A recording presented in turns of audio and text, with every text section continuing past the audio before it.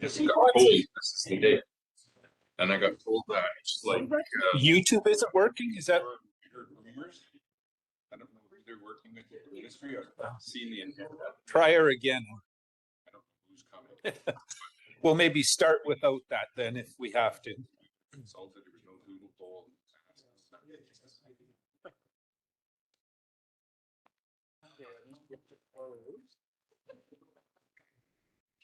Okay, good morning, everybody. We will get started this morning. I think Adam's having a few technical issues, but he's going to work through that, hopefully.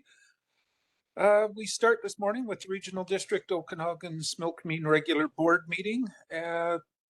We have before us a proposed agenda. This is an opportunity to remove anything off the consent agenda if there's a desire to do so. Not seeing anything there, so looking for a motion to approve the agenda. Moved, seconded, thank you. All in favor? Great. Any opposed? Motion carries. That brings us to the consent agenda, corporate issues. Looking for a motion to adopt that. Moved, seconded, thank you. All in favor? Great. Any opposed? Motion carries.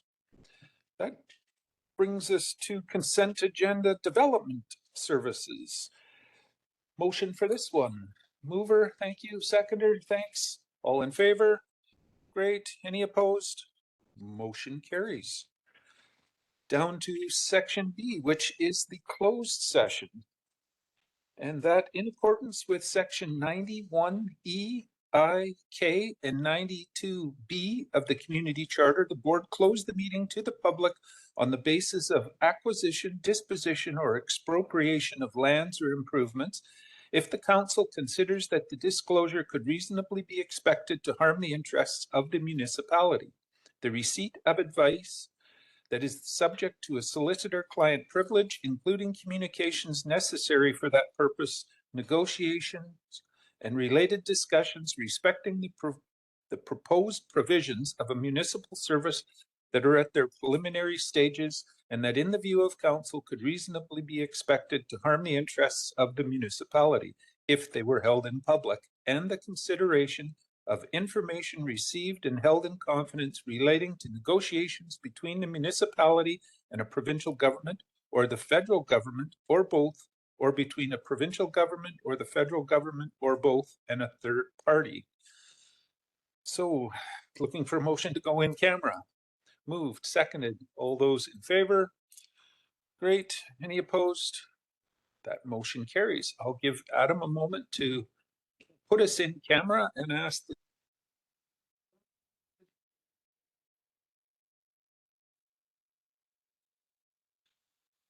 Okay, I'm not sure we've got a quorum left here, but I'm going to check before we can start again. 9. No, we need a couple more to get back from filling their coffee cups. Gain 2, lose 1. Not quite enough. Yes, it's just back to the regular board meeting. And I think we've got 5, 6, 7, I can't count right. 10. We're right one short. Yeah. Yeah, we need a few more members back in here so we can get going. First call for the mayor. It can stay open now, Director Bush. The door can stay open. It can stay open, yeah. Okay, thanks. Yes. Okay. We've as soon as we're inside the room here, we can start. Okay. We do have enough folks to make a quorum, maybe. 7. No, one shy still? Okay, there's 11. We're okay. Over to section C, which will be development services, the building inspection, and C1 is a building bylaw infraction in area A, CAO. Thank you, Chair. The purpose of this report is to seek direction from the Regional District Board regarding enforcement against property owner of 449 Chapman Road, legally described as Lot 2709, Plan KEP 78620, and it is in relation to placement of a structure without a building permit, and the administrative recommendation is that Section 302 notice of title pursuant to Section 302 of the Local Government Act and Section 57 of the Community Charter made applicable to the regional district by Section 302 of the Local Government Act be filed against the title of land described as Lot A, District Lot 2702, that certain works have been undertaken on the lands contrary to the regional districts of Okanagan Bylaw 2805-2018. Staff is here to answer questions, no PowerPoint. Okay, thank you for that. Generally, we ask if the owner or a representative is in the room or online and wanted to address the board on this. I'm not seeing anybody in the room. I'm not seeing any hands online, but if the person or individual is online, please raise hand. Am I missing anybody, Adam? Not seeing anybody? Okay, we will move forward with this. Looking for a motion to move it. I would support moving it. Moved, seconded, thank you. Any discussion on it?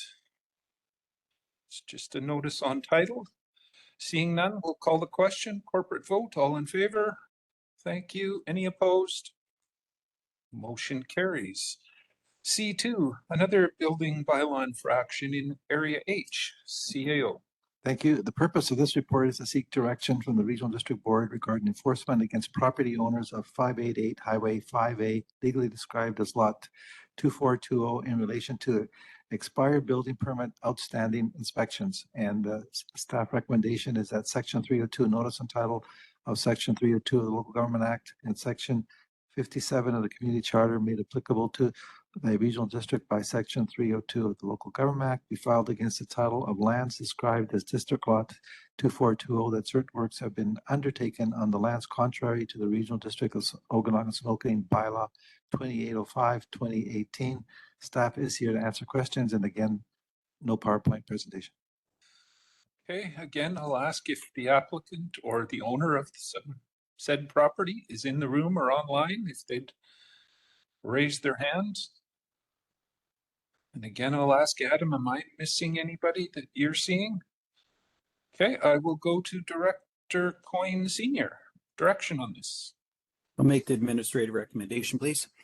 Moved, seconded. It's on the floor. Any discussion? And seeing no hands, this is again corporate. All in favor? Thank you. Any opposed? Motion carries. Over to development services. D1, DVP in electoral area H, CAO. Thank you. This application is seeking a variance to the maximum height of an accessory building that applies to the subject property in order to undertake the construction of an accessory building. And the staff recommendation is that development variance permit number H2025.010 to allow the construction of an accessory building at 247 Missoula Lake Road be denied. Staff's here to answer questions, and again, no presentation. Okay, I'll go to Director Coyne. I'd like to make the alternate recommendation to approve the variance. Okay, so you're moving approval. It's seconded. Any discussion on that? Not seeing any. Go ahead, Director Federico. Thank you to the chair.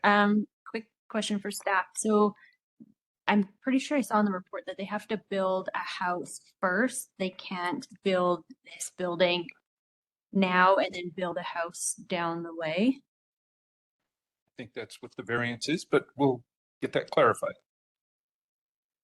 Yeah, through the chair. So they are required to build the house either simultaneously or before the accessory building could be started. Yeah. Okay. Not seeing any other hands. This is a rural vote. I'll call the question. All those in favor? Thank you. Any opposed? Motion carries. Down to finance, MFA financing of the curbside bins, CAO. Thank you, Chair. As stated, this is a boring bylaw to finance the bins for the new contracts. And this is, the recommendation is that the Board of the Regional District of Okanagan authorize up to $921,324.24. How exact is my department? Wow. Now through this, to borrow up to from Section 403 of the Local Government Act from the Municipal Finance Authority for the purpose of purchasing curbside collection costs, and staff's here to answer questions. Looking for direction on this. Someone prepared to move it? Moved. Thanks. Seconded. It's on the floor. Any discussion on it? Questions? Barely. Oh, go ahead, Director Federico. Thank you, through the chair. So after the 5 years, are we still going to keep that portion kind of on, like, are we still going to connect or collect that funding from residents and then either use it for like reserve, or after the 5 years, once we've paid this off, we are then reducing the cost of their collection? Go to staff. Sure. It's just set for 5 years at this point. If that was something that you wanted to continue, we would put that in the budget. Okay, that would probably be through the budgeting process at that time. Any further questions or comments? Seeing none, again, this is a corporate vote. All those in favor? Thank you. Any opposed? Motion carries. E2, Statement of Financial Information for 2024, CAO. So it's our turn. I've been reading in the paper as the different local municipalities show theirs. Under the Local Government Act, we are required to file Statement of Financial Information called SOFI annually. SOFI must be made available for the public viewing by June 30th, 2025, and be accessible for the following 3 years. Administrative recommendation is that the Statement of Financial Information for the year December 31st, 2024 be approved pursuant to the Financial Information Act, Financial Information Regulation Schedule 1, subsection 9.2. Please ask questions as you wish. If there's some questions that staff feels should be going in camera, I'll just let you know that I would recommend that. So staff is here to answer questions. Okay. Direction from the board on this or questions? Director Federico? Thank you, through the chair. Quick question. So under point number 2, it talks about the 75,000 threshold, but if we were to adjust for inflation for 2024, it'd be the $120,000 threshold. So it would reduce the employees that would show up in here. Are we still legislated to the 75,000? So we can't go up to that 120, and this was just for information? I'll go to staff. Unfortunately, we have to stay with the 75,000. Okay. Someone prepared to move this? Moved, seconded, thank you. Any further discussion?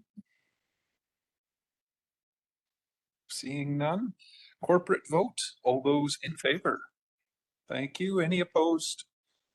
Motion carries.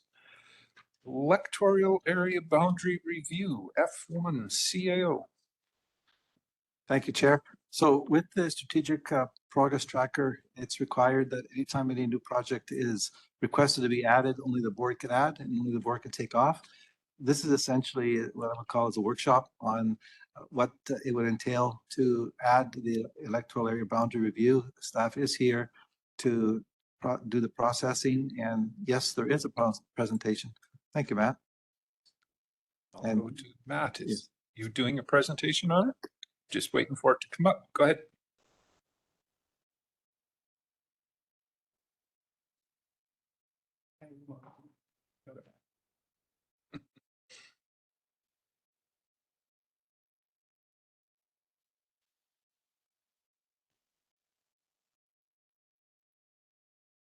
Not cooperating.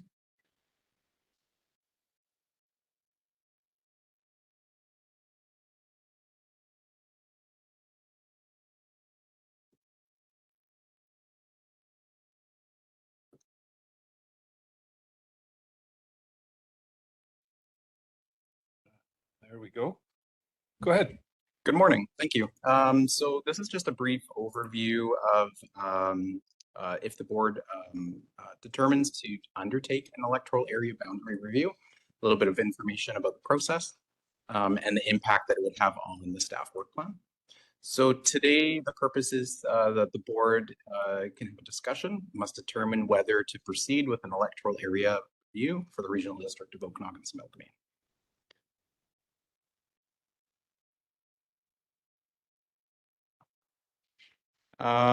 So there, if the board decides to move forward, this is sort of the next number of slides go into a little bit of detail about the impact. So staff have estimated across different departments about 1,830 hours to complete an electoral area review.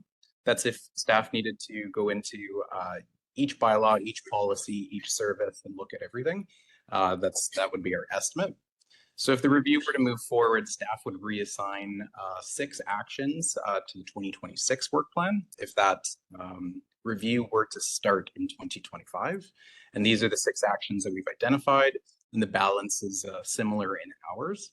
Alternatively, if the review proceeds and the board wishes to add that review to 2026 instead, then we would not be required to shift these actions here from 25 into 26.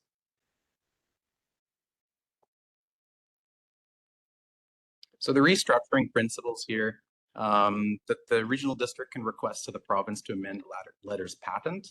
The ministry reviews the proposal, determines population balance and community support, and may accept those proposed boundaries. Final decision is made by cabinet if a review were to proceed that way.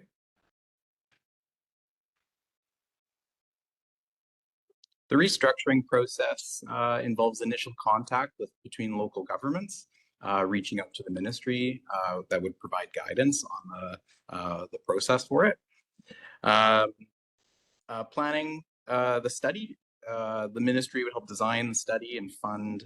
There are funds available for consultation. And conducting a study, local governments can form a team and hire consultants to do the work, examining financial, political, and service impacts of restructuring. The process continues on to include community input and engagement. The study results are shared with the public. It would become official if it were to get to that point there, authorizing and finalizing a decision and implementing a restructure and adapting to change. Local governments would adjust to the new structure, and there is potential aid in the form of different grants available from the province. So that's sort of a quick overview on the process of a review and restructuring. Some of the grants available from the province, they support the examination and impact of costs and restructuring. And there's a few different types of grants, including planning, implementation grants, and assistant grants.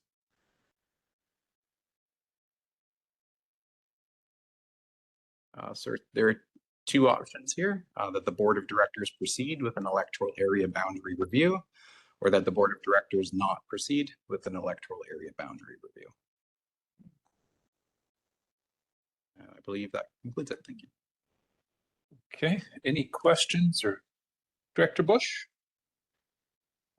I don't have a question, but I don't think at this time there's any really particular reason to do this, and especially for the expense of it. Okay, Director Federico? Thank you, through Chair. So in your staff report, it outlines that if we were to move forward with this, we'd be losing a few other priorities. And in making that decision, there's nothing that tells us what the details are of these other ones. So it was hard to make any kind of decision or look at this objectively without knowing, because it's like, then it's vague, investigate and facilitate an RDOS property to keep or sell. That gives me nothing. I'm like, okay, what facility, where is this happening? And then we would potentially lose our electoral area committee, but it doesn't outline like why we'd end up losing that and its hours. So it's appreciated, the staff times being tracked, and this is helpful. but without having further details on what we're going to lose, it's hard to choose one over 6 and what that's going to look like. And then also in that, it's like there's Parks, Trails, and Rec Service review, so that comes out of Community Service Department. But with the staff that's allocated to this Parks and Trails wouldn't necessarily be involved in a boundary review. So now are we looking at individual staff time and who's involved, or is it just a blank broad department? And then like it's hard to compare how we're doing this. Okay, CEO. So when we look at a new project, we determine all the departments that are involved, the specific staffs that are involved, and we put hours to that by department and division. We then go to the plan which the board adopted and look at how close it resembles in the department and division. And then we come back and determine if the hours by department and division, as close as we can, meet the new required recommendation. And it's not easy because sometimes it's not something that it's apples to apples. And so you try to get it as close as possible. The description was in the board report, Matt. So that's just a broad description. If going forward, you'd like to have what the goal of that is, we can add that. It's just that we thought that's as close as we can get to determining if you want us to do this in 2025. These are the only way that we can meet capacity. Now, the alternative, as was stated by staff, is that your choice is yes this year, no this year, but it's also, if you're going to do it, it could be yes for 2026.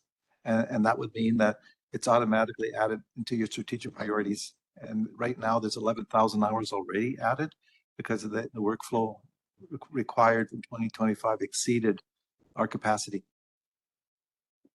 Okay, thanks. Director Taylor and then Coyne. Question and then comment. So the question,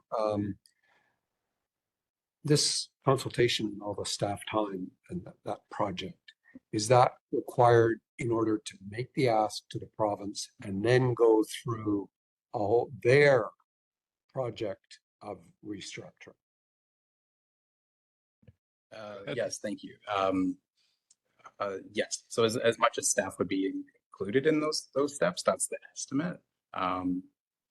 At this time, with not a lot of objectives or scope of what the project could look like and what could be reviewed, but we need to consider a full review if that's what we move forward with.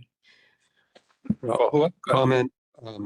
I'm not in favor. To me, the cost of lost opportunity from some of these other things, particularly the electoral area committee, is not something I'd like to pay that cost. But I could definitely see this being discussed further in the electoral area committee at some point. And really, I see this as something that we should be starting at the start of a term, or maybe the next group would decide to start at the start of a term, because I think it's going to take a lot longer than you think. Very possible. Director Coyne and then Gettins. I have some big questions, but I can't ask them in public. They would be under the same provisions that we just had a meeting under. So with that in mind, like I don't think it would be advisable to proceed at this time. Okay. I can't say any more, but unless we go into close, but I really, there's some concerning language that Matt just said that I was just like, oh, we probably should pause this. Yeah. Director Gettins and then Monteith. Thanks. I just wanted to say that I actually appreciated this report put together by staff. I don't think we should spend a lot of time going into great detail, but the big idea is that if we want to do A, we got to take off something. So I thought this was great. And I'd like to just move the recommendation that, or the motion that the board of directors not proceed with the electoral area boundary review. You're moving that? Moved, seconded. It's on the floor, but go ahead, Director Monteith.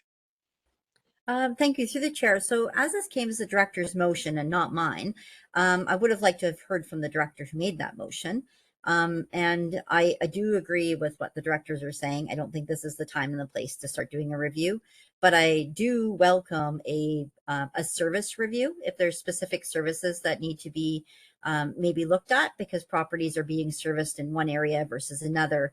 but yet they're in one electoral area versus another. And Director Roberts has identified a couple of those opportunities. So I welcome service level review, but not electoral area. Okay. Not seeing any other hands. We'll call a question on this. And this one is going to be a corporate vote, correct? CO? Yes. All those in favor? Thank you. Any opposed? Motion carries. And that brings us down to CAO reports, the verbal update from the CAO and the strategic priorities board amendments. Go ahead, CAO. Matt, you got yours? We'll start off with the strategic priorities, and I just have two small items after that. Hello, just a verbal update on progress with the strategic progress tracker. So we are currently 47% through the calendar year now. 17 actions on the list have been completed, which is 2 more than the last verbal update on June 5th. The current overall completion average is 32% across all departments and divisions. And those 2 additional completed actions are the purchase of a pumper truck, which was led by the Toledo Fire Department, and updates to the Regional Connections webpage to provide a history of the West Bench Water Upgrade Project, grants and loan information. And that was led by the Finance Department. And I just want to highlight, last time I did an update, I mentioned that a new action submission form would be coming. So there is a new action submission form, and that's been developed and will be shared with staff and the directors.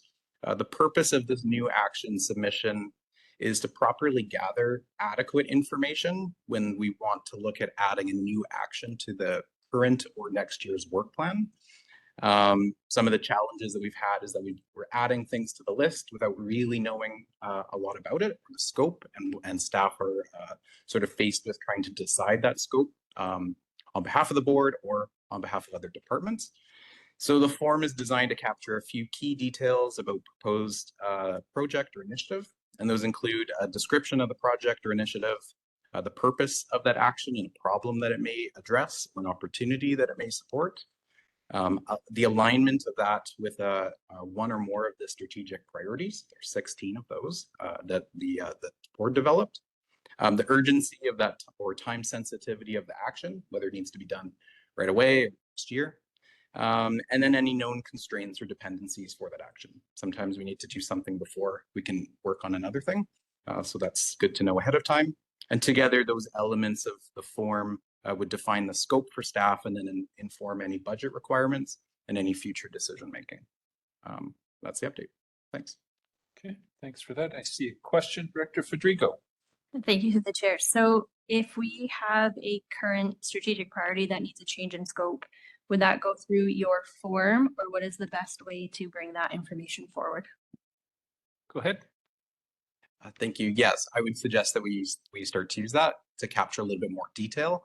And then we can include the departments that would be necessary if the scope goes beyond of where it currently is.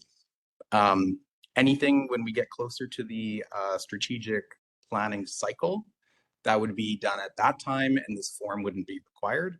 But the idea behind this is that we would use this outside of that planning cycle. So later in the fall, when we get towards that, there's a process for that. But this form, if something were to come up now or early in the year when we're partway through, that's the idea behind this. So yes, I'd recommend it. Okay, thanks for that. Any other questions? No, seeing none. Back to the CAO. Thanks, Matt. So thank you. A few things, and one of them we'll get Eric to talk about. You all know that we had a board meeting in Princeton.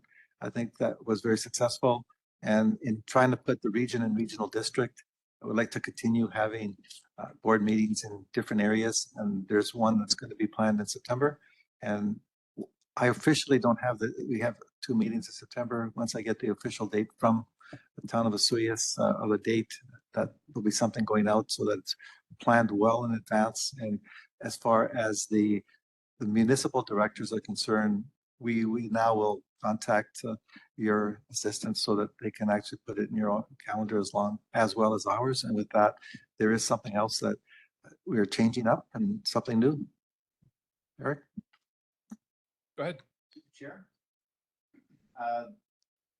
The pop-up office initiative is something that was suggested by the CAO as a way of enhancing community engagement and improving access to RDOS staff and regional services. The idea with this is that it would start with the municipal offices. So we would be looking at the main, the municipalities in the region and setting up something that would get people's eye. So we were thinking of using the electric van and an RDOS tent being in front of the municipal offices. We're ahead of ourselves a little bit because part of this process will be for the RDOS corporate officer to contact the municipal staff to make sure they're okay with RDOS being on site. And the idea really is just to bring the regional district to those communities, and it would be for municipal residents when we're focusing on regional services, but also for rural residents. So instead of having to come into Penticton for the main office, there are so many different things that can be discussed. But one of the key things is that I always find when staff are at events in different areas, we hear from the public, and sometimes the public, and I hate to say the public, people, residents, will share information that they wouldn't pick up the phone to call about or send a letter about. And they would say, hey, have you thought of this? And that information is so valuable. From a communications perspective, how do you get information? How would you like to get information from the regional district? Those are the types of things. Voyent Alert, there's an opportunity at that location to update Voyent Alert accounts, but also provide information and feedback on that and how the service works. Earlier in our meeting, Director Monteith had a very good point about RDOS regional connections, and sometimes that can be confusing for people. We have the RDOS corporate website, we have the Regional Connections interactive website. That interactive website is set up in a different way than a website. It's a really good way to update information and put lots of graphics and information on it. The real key, and something we will work on right away, is to make sure that when people go to the RDOS website, they can find a link to the Regional Connections site, which is for projects and initiatives. We basically have to make it easier. But the process is underway now to redo the RDOS website. And when that happens, the idea is it will bring everything under one umbrella. So if there's an emergency, for example, or even if you want information about emergency preparedness, when you go to the RDOS website, it is right there for you. And my colleague, just quickly to veer off this for just a moment, if I can, my colleague Sean Basler had a very good point. When the wildfires were happening in Los Angeles, we went on to the the Los Angeles City website to see how they were dealing and managing with it. And what happens is you can set it up so that a pop-up window comes up right away. Anybody going to that website sees that pop-up window, and it alerts you to the issue and has some of the links and key information you need. And then you can simply close it and go on and find out about your garbage collection schedule, for example, if you want. But that's a really good idea. So with the pop-up offices and everything that goes with that, the idea is to start, I believe, in the fall, probably in September. And then hopefully from there, we can branch out into some of the other rural areas, into Apex, for example. And I'd like to get to Missoula Lake myself. So that would be the recommendation, is to start with the municipalities and then move to the rural areas with pop-up offices on behalf of the RDOS to share the service information and hear from residents. Okay, thanks for that. Sounds interesting. Anything further, CAO? Nothing further. Okay, thanks for that. Down to Chair's report. And maybe this is something that you could have mentioned, CAO, the Brittany Anderson, Secretariat for Local Government, I think is, if you could tell us a little about that. So the Minister of State of Local Government and Rural Communities is coming in to the South Okanagan and actually asked me to help set up her agenda.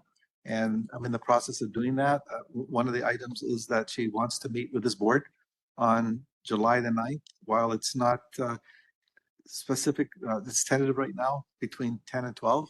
I've confirmed pretty well everything else except for that. If once it's confirmed, I will be sending out, corporate officer will be sending out an invitation to you all to see who can and can't attend. And because it's between 10 and 12, her Brittany Anderson, who is the minister, asked if we can supply lunch. So there'll be lunch included. Okay, thanks for that. There's nothing else from myself at this point. Director's motions, maybe we'll put that off until Director Roberts gets back. Just for those, Director Roberts and Director Johansson went to a ribbon cutting ceremony for the hospital thing. That's why they ran out. I didn't know how long they were going to be gone for, but obviously they might miss this meeting or what's left of it. Just a quick ask of the CAO. With that director's motions, maybe rather than adjourn at the end of this, should we just recess until Director Roberts comes back and then we can deal with it if there's time? Yes, we can. Okay. So I'll move on to board members' verbal updates. Nothing from MFA. That's at UBCM. Same with municipal insurance. OBWB. Anything there? That was usually Director Holmes, but I can fill it in. I think If you would, that please. that the last meeting that we had at the beginning of June was held right in this room. It happens twice a year that we meet in Penticton. And we're looking at the Canada's Water Agency's Freshwater Action Plan, which does not include the Columbia watershed or the Okanagan Basin. So we're on it. We also had Zoe Eilifson, I think, who was from the ONA. She's a fluvial geomorphologist. I think she knows about water and fish, but I'm not quite sure. Anyway, she presented on the Okanagan Lake Dam East Salmon Passage project and had some wonderful pictures about that. And I'm looking forward to actually seeing it when it's completed, because it's of course in Penticton. The invasive mussels, we're still looking at doing some more funding with that. And there's lots of work being done on that part. The drought level communication system, there's six places or 6 areas in the province. The problem with this is that Armstrong in the north and Esuias in the south are both considered that one region, and they're vastly different in terms of what you might expect. So it's the province that's done that. You really need to pay attention very carefully to your own individual areas about how drought, water, and so on affects it, not with that. The other thing is that you know that the Make Water Work pledge is on, and right now it's a huge concern for Oliver and Esuias. And Oliver won it last year, and the mayor of Esuias is bound and determined that Esuias is going to win it this year. So I have front office staff that have come up with dandy ideas every time somebody comes in and pays their taxes. So we're working on it. And that's my report on that. Okay, thanks for that. Okanagan Film Commission, anything there, Director Coyne? We have a AGM later this afternoon, so I may have to leave early. Okay.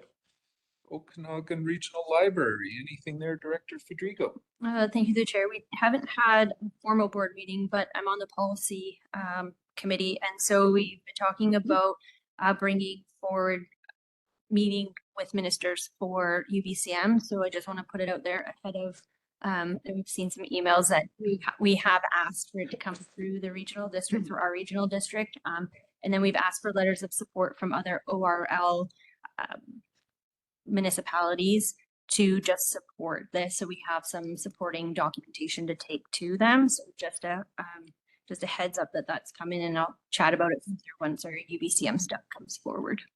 Okay. Anything, Director Bush from Sterile Sector Lease? Yeah, I'll be sending out a board report soon. Okay. Simia, Director Coyne? Nothing to report. We have one meeting a year. Okay, taken care of. Director Bush again, Starling Control. Yeah, nothing. And Etsy BC, anything there, Director McCordle? Yes, we did have a RAC meeting, Regional Advisory Committee meeting, and it was recommended and passed that the $1 million in spring funding was okayed by the RAC. It now goes to the board meeting, which I will have to leave early today because I have a board meeting today and tomorrow in Salmon. So I will report back on that at the next meeting. Okay, thanks for that. I will go to staff here. Are there any items that we need to take out of closed session today? Nothing? Okay, we will recess then to deal with the director's motions until later. So we're going to move on to planning and development. I'll turn it over to Director Weed.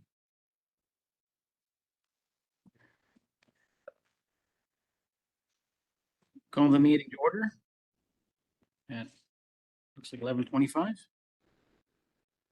Somebody willing to move the approval of the agenda? Moved, seconded. All those in favor? Thank you, that carries. Official community plan, zoning amendment, Heritage Hills, Lakeshore Highlands, Vintage Views, Electoral Area D. Refer to CAO. Thank you, Chair.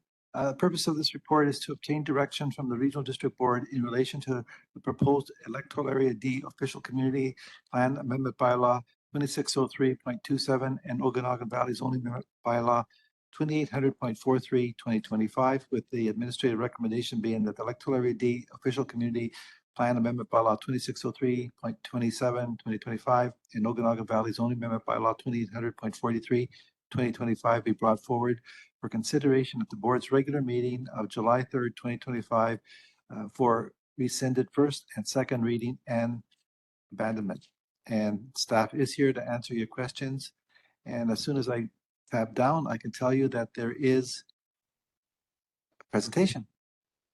Okay, and now turn it over to staff. Thank you.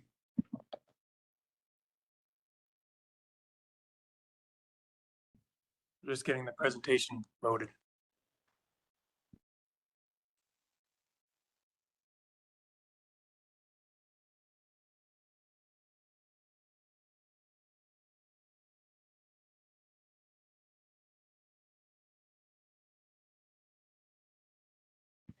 Great, thank you so much. So this presentation relates to our file D2024.011 zone in relation to proposed zoning and OCP amendments for the Heritage Hills, Lakeshore Highlands, and Vintage Views area.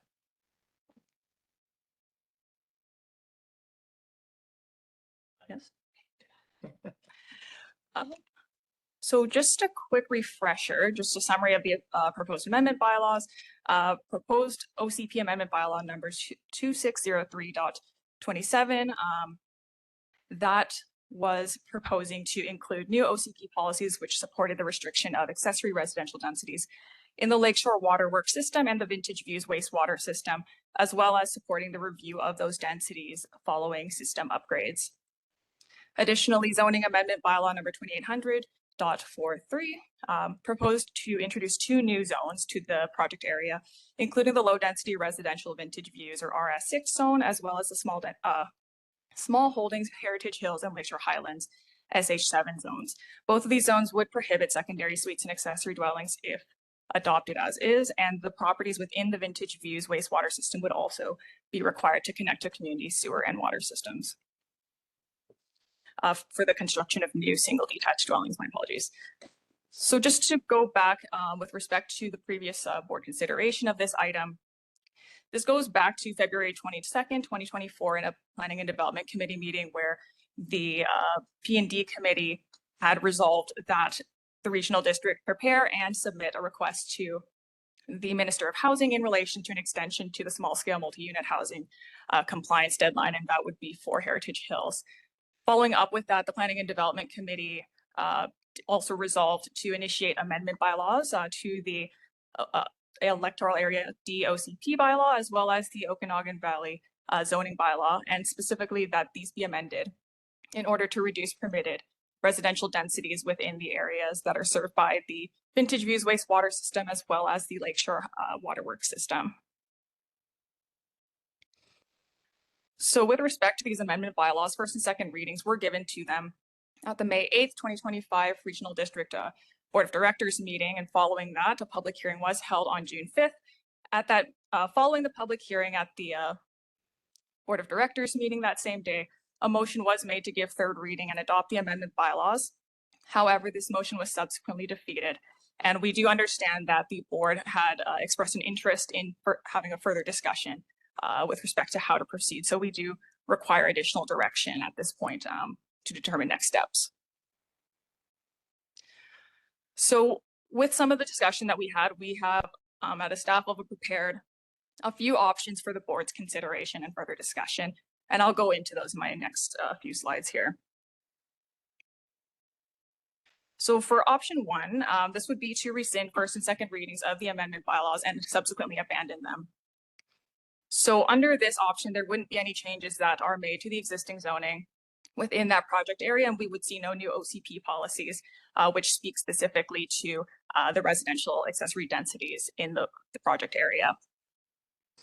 This would also not address the concerns that relate to the deficiencies that have been raised by the board in relation to the water and sewer systems in that area.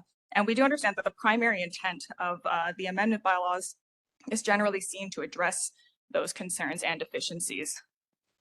That all being said, the not moving forward with these amendment bylaws doesn't change the status of the provincial pollution prevention order. That would remain active regardless. And so the properties that are in the Vintage Views wastewater system would continue to be unable to undertake developments which require future connections to the system. We do also recognize that upon takeover of the various systems, we would have greater control as a regional district as it relates to providing additional connections for additional density following that time.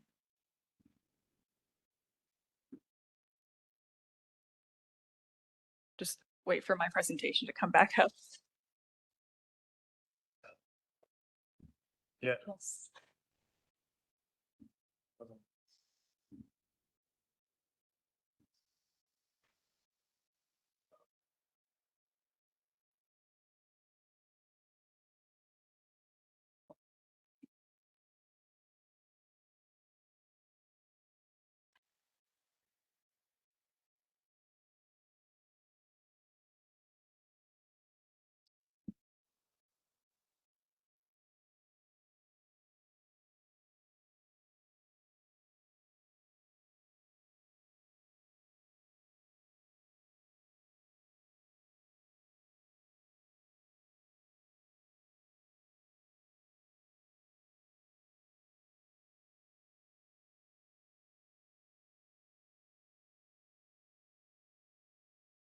I'll just continue off of what we've got right now.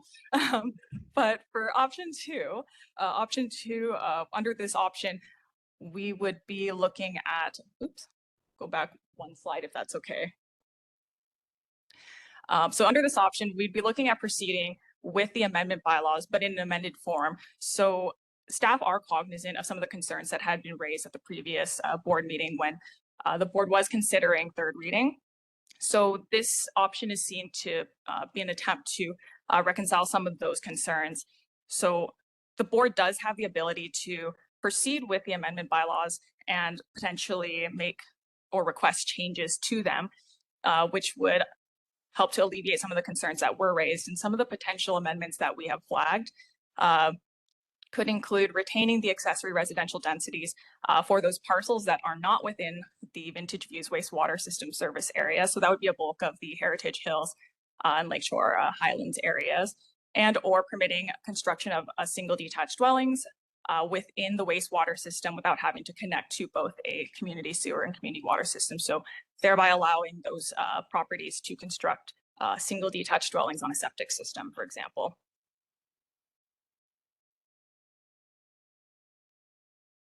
So as mentioned, the primary intent of the proposed amendments we had seen as being largely to address infrastructure concerns. So retaining accessory residential allowances on lands that are within the Lakeshore Waterworks system, not necessarily on the Vintage Views wastewater system, is not necessarily recommended given the deficiencies in that system as well.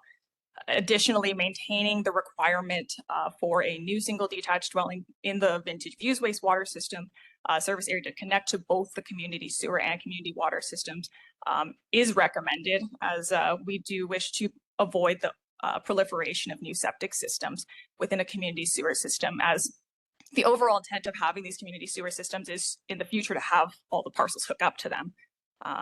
Additionally, this would help to avoid any future conflicts when there is a recently developed parcel and they are required to connect to the sewer system.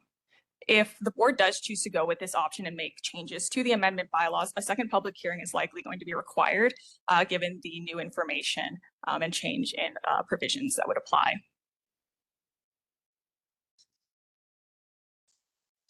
Next slide, thank you. And then for option 3, this is kind of the status quo option. So to proceed with the consideration of third reading and adoption without making any changes to the amendment bylaws as it reads now. So this option is seen to fulfill the board's direction previously when staff were directed to submit an extension request to the province for small scale multi-unit housing compliance, as well as to amend the OCP and zoning bylaws. Next slide. So just in light of some of the concerns that had been raised by the board at its previous board meeting, we are recommending option 1, that the amendment bylaws be brought forward to the next regional district board meeting, and that would be to rescind first and second reading and abandon the bylaws. However, the board does have those alternative options that it may choose to move forward with, including to update the amendment bylaws and schedule a public hearing for the amendment bylaws in their updated form. However, we will require additional direction from the board should it choose to move forward with this option, as we would need to know what updates are to be made. And then, of course, the last option it would be to maintain the status quo and proceed with no changes made to the amendment bylaws. And we're happy to answer any questions. Thank you.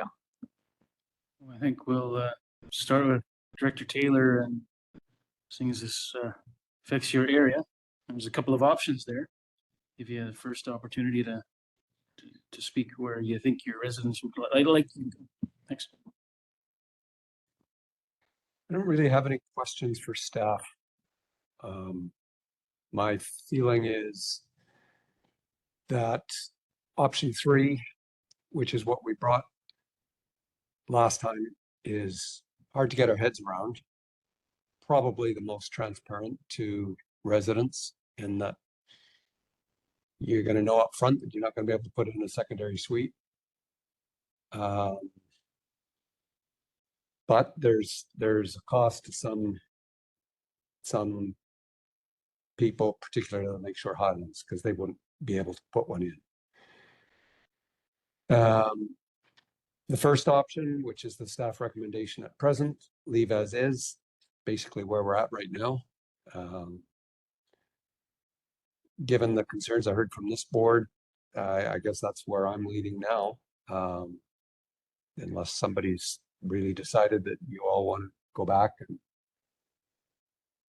pass the zoning changes, this is what we do.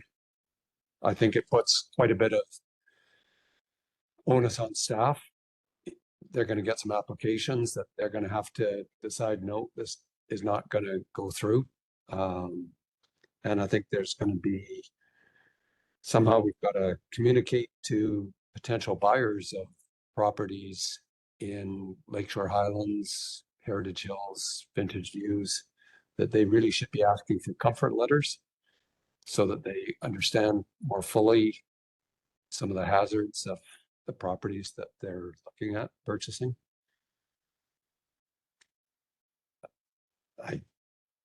Yeah, I'll leave it there.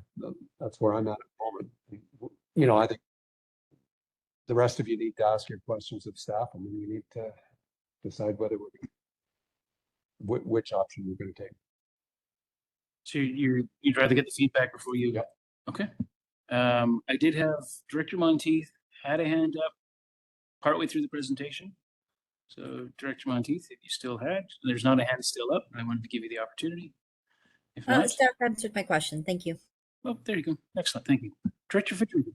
Thank you to the chair. So my main concern was the houses that are on the water system but have their own septic systems. So if I could hear from Ms. Bloomfield, if from that perspective, a house that's on the water system only has their own septic, the capacity of that parcel to be able to hold a secondary suite. So the rest of it, like no concern of they're connected to water system and septic system, totally get why septic system and those parcels can't be hooked up. It's the ones that are on a water system and whether, and I read kind of some of the report that there is concern on the capacity there, but just whether those parcels could sustain a secondary suite and what that would look like. Otherwise, the rest for me makes sense. Secondary suite without possible water. So maybe discuss. So there are, Chair, to answer the director's question, and I'll let Ms. Bloomfield confirm. Obviously, there are challenges with the water infrastructure as well, but not necessarily affecting the capacity in the situation that you described. So a property on the water system with its own septic would be okay in that scenario. But I'll let Ms. Bloomfield confirm or deny. Yeah, that's correct. There appears to be enough capacity for at least some secondary homes. I don't know the exact number. And that will be something that we will have to determine as we go. And there might reach a point where we do have to say no. But we'll just have to figure that out a little bit quicker. Yeah, I think, well, did you have a follow-up, Director Fedrigo?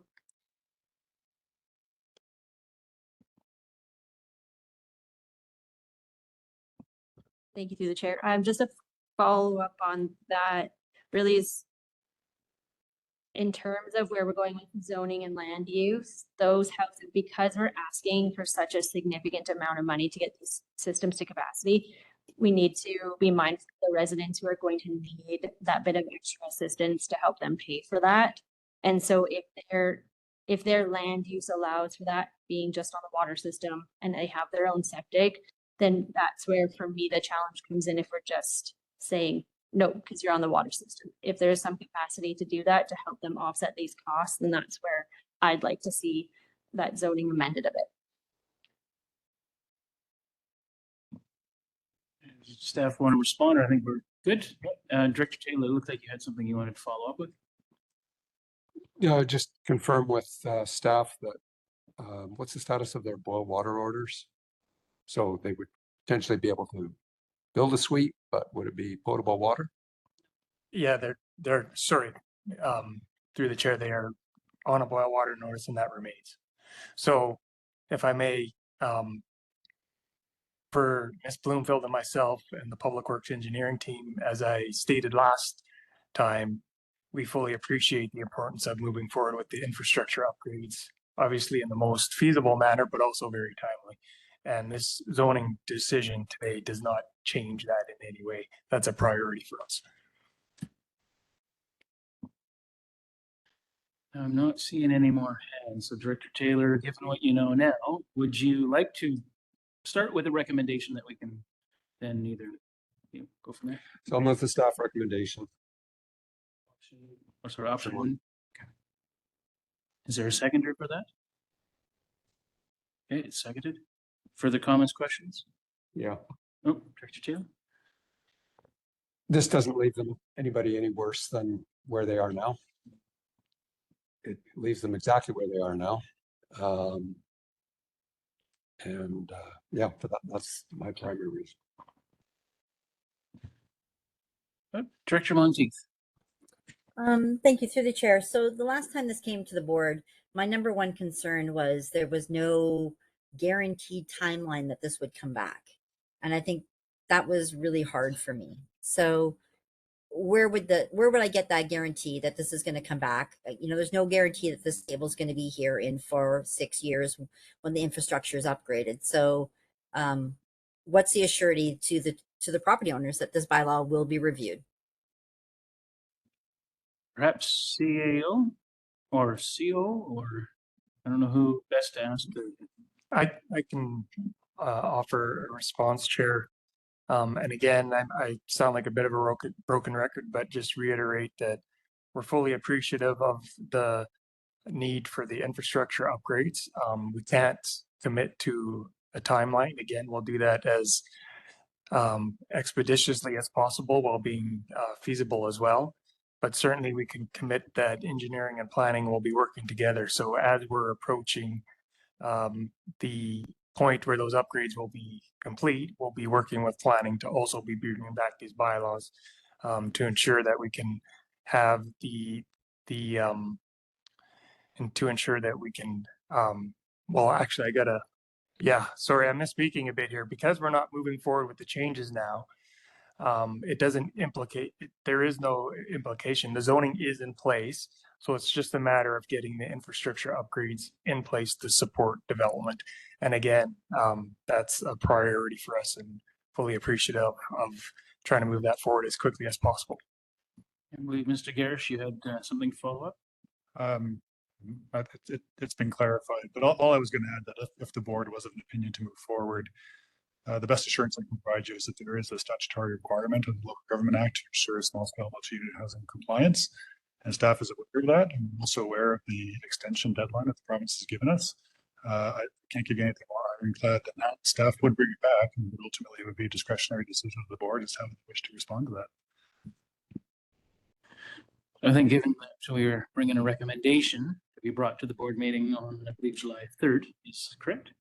Then if we can maybe look at the wording on how we bring that motion forward, it might help get us past get the yes vote that we're, I think, hoping for OK Falls. Yep, go ahead, Director Federico. Thank you, the chair. I'm trying to formulate this on the fly here. So if we were to move forward with the staff recommendations, we move forward with third reading, and there's that concern with it coming back. Yep. The Well, motion. maybe for clarification, can we please read out for the directors the option that we went with, option 1? Yeah, Mr. Chair, so the motion that's on the floor currently is that the electoral area D official community plan amendment bylaw number 260327 2025 and the Okanagan Valley zoning amendment bylaw number 2800.43 2025 be brought forward for consideration at the board's regular meeting of July 3rd, 2025 for rescinding first and second reading and abandonment. Yes, thank you.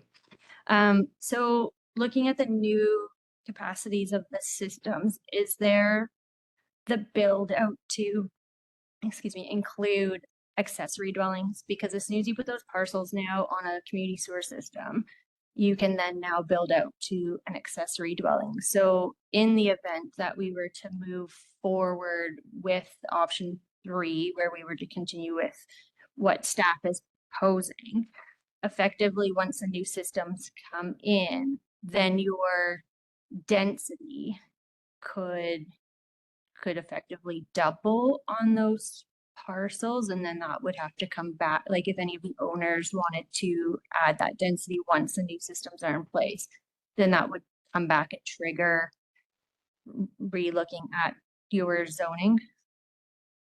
I think I'll go to staff to respond, and then I think Director Taylor has. So staff, will you pick which one of you wants to respond? Thank you through the chair. I think that really the trigger wouldn't necessarily be someone coming in wanting to add an accessory dwelling at that time. The intention is that staff would bring the amendment bylaws back to increase the density, the accessory densities in that area. And that would allow all of the properties at that point to have the allowable densities that would facilitate an accessory dwelling or secondary suite. So Director Taylor? Yeah, just to clarify. The area right now, the current zoning is as high as it would go under SHMU, correct? That's correct. Right. So if we downzone now, which is what was proposed, as soon as the infrastructure allows it, staff are saying that they would be bringing back to us a motion to upzone back to where we are at present, which is as high as we'd have to go. That was what was on the table originally, but the board was uncomfortable with that.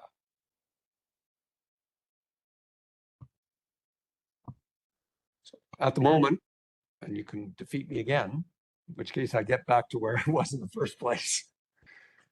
At the moment, what we're proposing is to just leave things as is.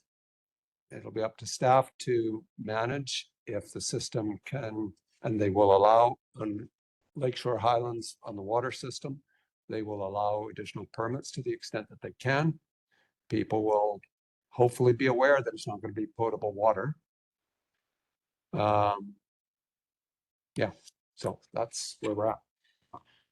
And just for my sake, we can do a vote, but it's just to bring the recommend, right? To show support for the recommend. So is there any further comments, questions? Otherwise, we'll call the question and see. We have the show of support for Director Taylor for the motion that's been presented. So all those in favor? Any opposed? It looks like we have support. So then that will come to us July 3rd, 2025. Excellent. Thank you. Moving on, zoning bylaw amendments, Okanagan Falls vehicle parking exemptions, CAO. Thank you, Chair. The purpose of this report is to provide options in relation to a proposed amendment to the Okanagan Valley zoning bylaw in order to provide an exemption for off-street vehicle parking requirements for a select number of parcels fronting Highway 97 in Okanagan Falls, with the staff recommendation being that the Okanagan Valley zoning amendment bylaw 2800.55 be initiated, and there is a presentation. Okay, then once we're ready, then please proceed. Thank you, Chair. All right, so got some background slides for the board's benefit. Hopefully provide some additional context. We need it. There we go. Whoops, I think okay. Sorry, my apologies. Here we go. So as I'm prone to do, I always like to start with some statutory background just to explain to the board where the authority comes from for the issue that we're discussing today. So in this case, it's Section 525 of the Act, Local Government Act, sorry. And it allows various local governments and regional districts in BC through their zoning bylaws to establish off-street parking requirements in relation to certain types of uses, residential, commercial, industrial, etc. And those standards can relate to the number of off-street parking spaces required per use, loading spaces, the design standards, an ability for those spaces to be provided off-site, whether through agreements such as a covenant, or if there isn't that ability for the property owner to provide a cash and lieu payment for any short spaces that they may have. And so, of course, historically, we have done that through the electoral area zoning bylaws. And I've got a screenshot here, right? It's just kind of, and I apologize for the font size, but it just gives a rough breakdown as to how we've done that in relation to commercial and residential uses. And again, just as the board may be aware, historically, because we haven't had the ability to issue business licenses, we haven't confirmed parking requirements on site when uses change, unless there happens to be a building permit application submission, in which case then we look at it, and as one of our checks is to see if zoning has been complied with as part of that change of use. Which brings me to the issue that we are bringing forward to you today, and that's through the day-to-day use. We have identified an issue in relation to OK Falls. There have been some building permit applications recently for change of use, where there have been concerns about the ability to provide parking with that new use being introduced onto the site. And so we've put together some proposals, and you can see here from this slide, I've gone way back in time, but it's just to highlight some of the challenges that are particular to this section of OK Falls that we're looking at. And so to help orient the board, you can see here I put a red line through the survey plan from 1890, I think. It shows the location of Highway 97 now. And you can see here the parcels north and south at that time were very narrow, I think generally 25 to 26 feet in width, and there's a lot of them. You can see a close up here where the highway turns south. So there are very small lots, and of course this changes over time. And you'll see on the next slide there's some consolidation, but the amendment bylaw that we have before you today kind of reflect this historic subdivision pattern. You can see there's a lot of small lots fronting the highway. And yes, there's been some consolidations, but again, a lot of these buildings are very old. You know, the regional district was created in 1966. I think zoning in OK Falls didn't come into the early 1970s. And so some of these parcels were developed decades before that. And so as a result, they were done without much heed to what we consider modern zoning requirements and regulations today. It's not unusual to get parcel coverage on some of these parcels that exceed 80%, in some cases up to 100%. And when you have a parcel covering almost the full extent of your, when you have your building covering almost the full extent of your parcel, it's then very challenging to provide on-site vehicle parking. And so this just summarizes some of the points I was making in the previous slides, but I zoomed in here to show some of the examples, particularly at the south end, where we do have some of these 100% parcel coverage examples. And it's just not feasible or reasonable to try to have on-site parking requirements met in these situations. I'm going to change gears a little bit here. You can get to my next slide. So we did look, well, I mean, we are kind of aware of what other local governments in the south end of the valley are doing, but we just did a more in-depth analysis really quickly for the purposes of the presentation today. Just to confirm that what's being proposed in relation to OK Falls is not that unusual, and it's actually quite common in some of the other member municipalities. I've got a slide that shows some more graphics after this, but just to summarize, so Penticton has an exemption in its downtown core. Summerland has one as well, as does Oliver, and as the board is aware, we provide planning assistance to Soyuz and actually helping them at the moment introduce a similar exemption area for their historic downtown core. You'll see there's a couple of asterisks here. Those are in relation to exemptions where there's no new floor area being provided. I think Oliver and Penticton, it's a blanket exemption, whether it's new floor area or not. And for these other member municipalities, you can see the examples here. And I appreciate this is very busy, but I've tried to capture their downtown areas. Generally in a zoning map, a downtown urban area core zone is red, and that's where the exemptions apply in Penticton and Summerland, and Oliver's is a bit more black and white map, but you can see with the dash line where their exemption area applies. So looking at that for OK Falls, it's not unusual, reflective of other local government approaches. Some of the considerations we want to highlight for your benefit today is that, you know, because of that historic development pattern in OK Falls from the 19th century, obviously pre-automobile, some of those buildings, they were never designed to provide off-street parking spaces. You know, I recognize that Highway 97 is not really meant to function as a shared parking space, but that is actually practically how it's being used. And it does support some of the businesses that front it and provides parking spaces throughout the day. And of course, then recognizing too that trying to provide the mandate that some of these parcels provide on-site parking spaces may discourage new business of startups from occurring in OK Falls. So all of that taken together has informed this proposed amendment that's before you today. And it's basically trying to replicate what some of the other member municipalities are doing and stating that if there is a change of use, and there is no new floor area being created, and there's no loss of existing parking spaces that actually exist on site, that we're not going to hold that particular use to the parking requirements within the zoning bylaw. So it's effectively an exemption. And this is the area that we proposed. And again, if you think back to the original survey plan from 1890, this is where we had the small parcels that were created and buildings built to very large parcel coverages prior to zoning and prior to the popularization of the automobile, on-site parking, and all of that kind of consideration. So in summary, basically two options before the board. Are you in favor of the exemption or are you not? And if you're not, that would be the status quo option. But if you are in favor of it, that would be initiating an amendment to the zoning bylaw.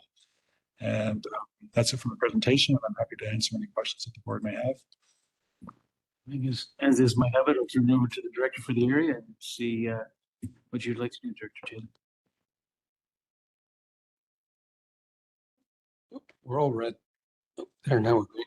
Okay, I think it's really interesting that the RD has picked this up from what's already happening in other municipalities. I think this benefits OK Falls. Otherwise, I'd be a little reluctant to move it at the present. I'd like to see this amendment bylaw be initiated, but on both sides of the road. So I'd like to see the change on both sides of the road, and that includes that intersection, that funny right hand. So you do include the diagonally opposite. corner. So I would move that.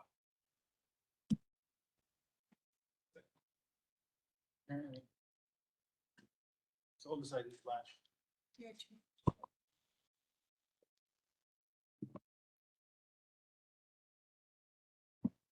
There we go. All right, second, any question? Oh, okay.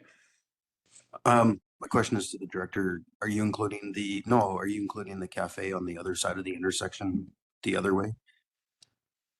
The new, yeah, because I mean, all commercial in that. Okay. Director Roberts and then Director Fajungo.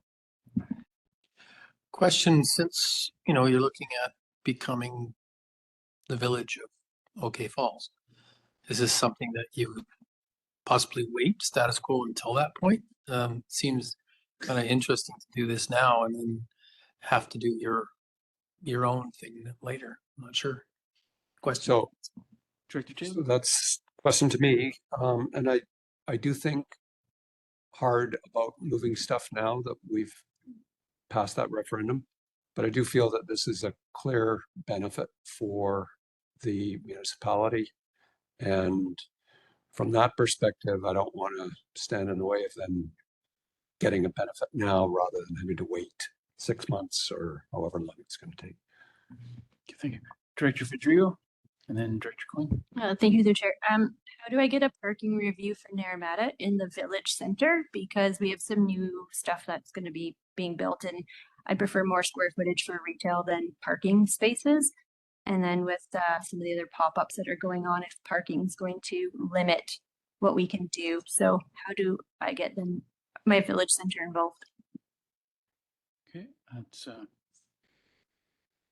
do we need a motion to bring that to the next planning committee or? So Yeah. that would be a request for additional work that is not in the current work plan. So it would be something that it would come back at the next meeting if that's what the director wants, with similar report with what we just discussed with the electoral boundary. And Director Coyne?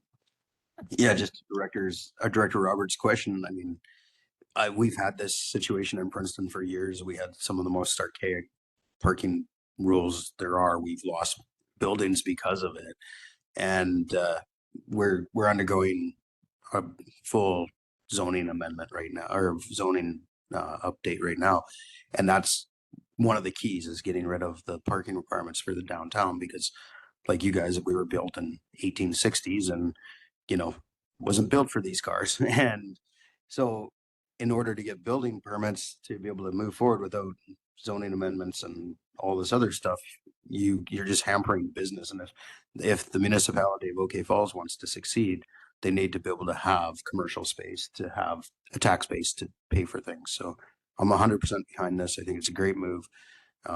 Yeah. Seeing no further hands, we'll just show support to bring this to, because this has come to the board in as well, right? Okay, in July. Show support for the motion. Any opposed? Excellent, thank you. Moving on, regulation. Should have brought my glasses. Regulating the creation of new private utilities, CAO. Thank you, Chair.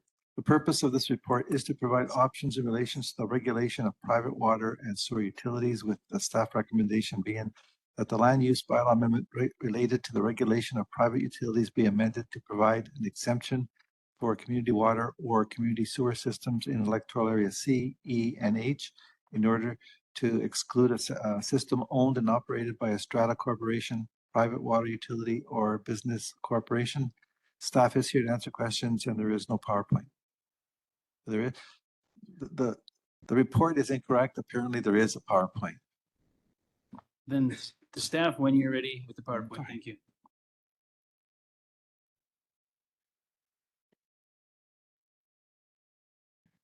Great, thank you. So through the chair, I know the board is familiar with this issue, so I've scaled. There we go. We need something.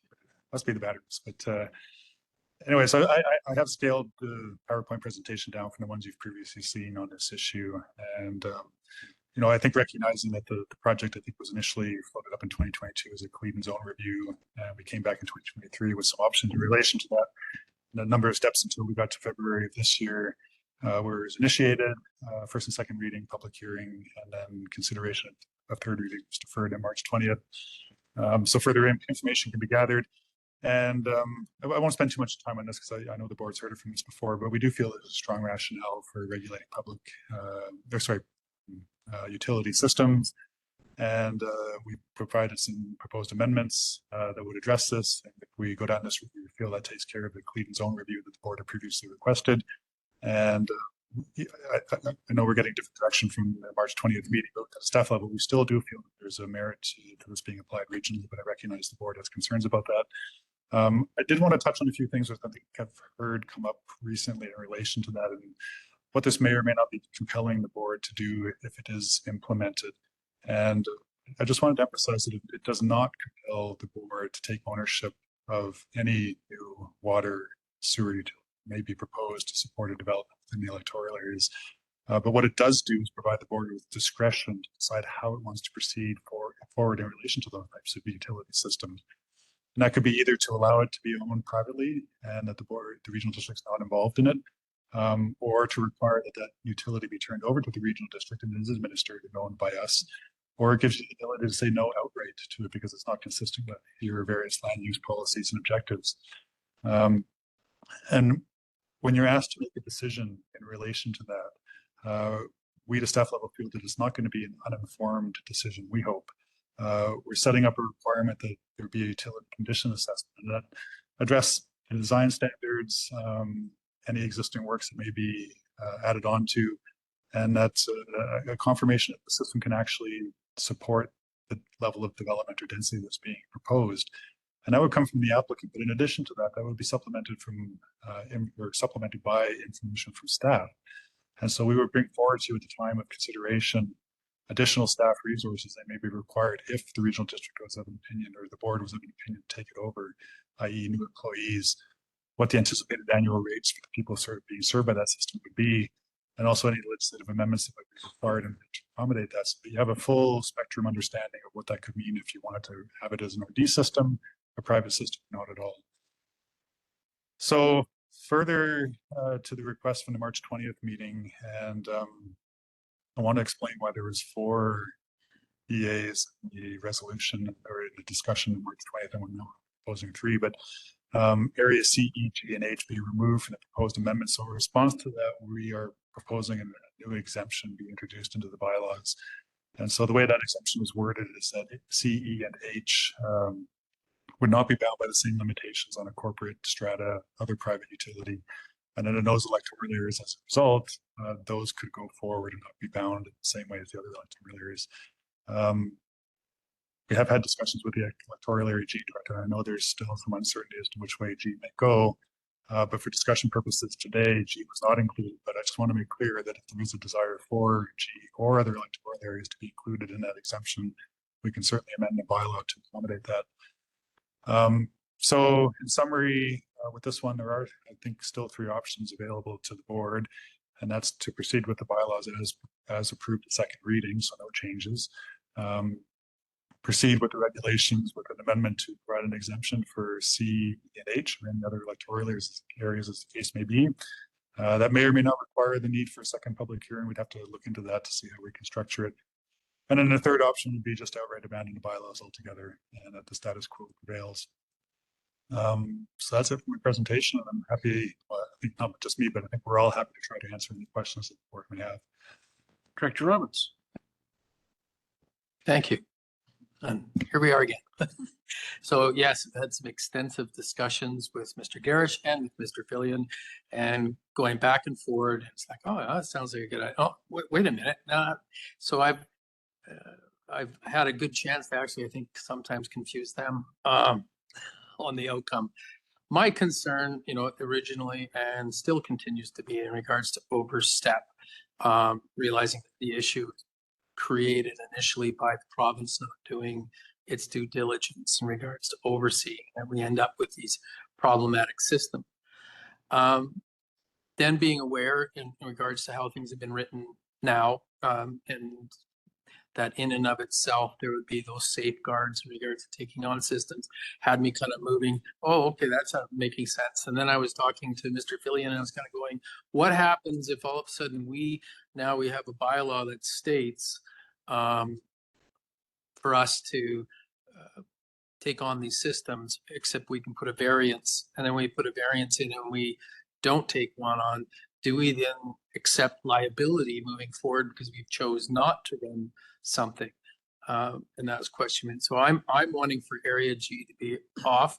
I don't believe it's much of an issue at the moment because it can be revisited, because I don't have building bylaws or anything in Area G as it stands as of yet. So it's not really something that actually would be making an effect in Area G at the moment. So I'd still like to be on that list. And again, if there'd been any more thought on that around liability, I'd be really happy to hear that. And again, that's in case the board decides, put a variance, allow a private company to maintain it itself, and then there's a problem down the line. Are we liable because we made that decision? Thank you. So what I hear from you then is to be re-included in the proposal. So it would read C, E, G, and H. Okay, just to make sure. I want to go to Director Chahal. Did you have any, I know you didn't have your hand up, but given that it is your area that's affected, I just want to confirm that you were comfortable with the recommendation as presented. Yes, I'm comfortable with the recommendation. Fantastic, thank you. I see Director Monteith, you have your hand up.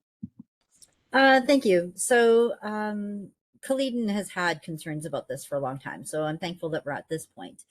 I guess I have a couple questions of staff. So I recently was at the Okanagan Water Basin Board joint meeting, and I had an opportunity to speak with Rob Bertels from Interior Health, who indicated that there might be a partnership with the province on this. And he actually was following this bylaw. So I guess I'm curious to whether there's been communication with Rob. And he did say which ministry, but you know, we all know there's so many of them. I can't remember which one he said to reach out to, but he said that there was some connection to what we were doing, to what the province can offer, and it could be embedded in ROCP. And anyway, so I'm just curious about that as my first part. Okay, let staff decide who responds. Thank you. Sorry, I'm quickly flipping through the memory banks here because I'm trying to recall. I have it in the back of my mind because as the board is aware, this has been before you multiple times. And I think there was a request, and I'm going to apologize. I'm probably going to follow up afterwards just to confirm, but I'm fairly certain the request at one point previously to ensure that we had reached out and touched base with the province in relation to this. And I'm fairly certain that Mr. Kent did make efforts with Ministry of Environment and another ministry to talk to their folks who would be dealing with this. I'm just drawing a blank at this point as to what, if any, formal feedback we received from the ministry, and if it was from Mr. Bertels or who Director Monteith was talking to, but I can confirm that later. Thank you. Yeah, sorry, thank you. I have a little series of questions. So I think that that's important because he is following what we're doing, and he did have a suggestion of a different ministry to connect to, and I wrote it down and I can't find it. So please, yes, follow up with him. My question is also about the infrastructure. So if we're going to be converting it to a local government standards, at what point would the property owner be informed that their infrastructure would be expected to meet a higher standard?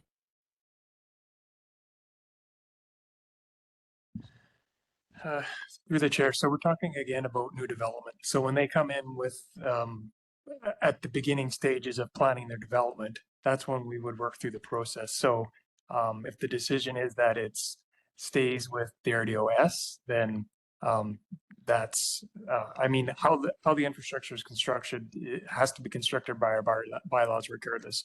But again, we're talking about the process from the very beginning here.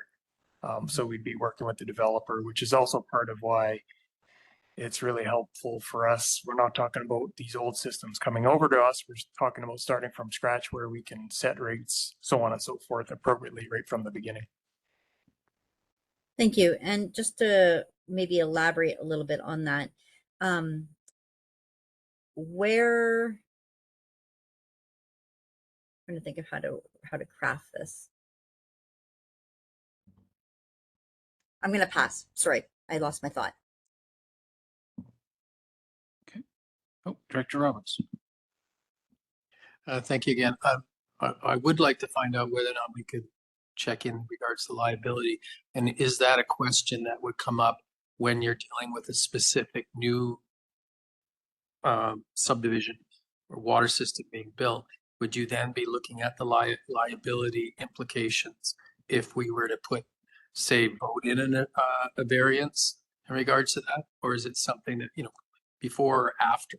Because again, that's kind of my concern. If we have that in place and then we do at this board table vote in regards to a variance where we're going to let it continually be run by the private company, are we then liable for anything forward?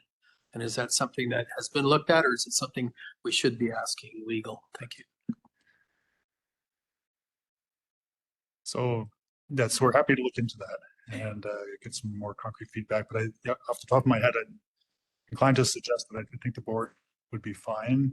Otherwise, how could you ever make a decision without being worried about the liability attached to that decision? And I think there's not an immunity, but there's not an exception. I'm sorry, I'm struggling here, but I think you're covered. But we can certainly get more concrete feedback for you in relation to that.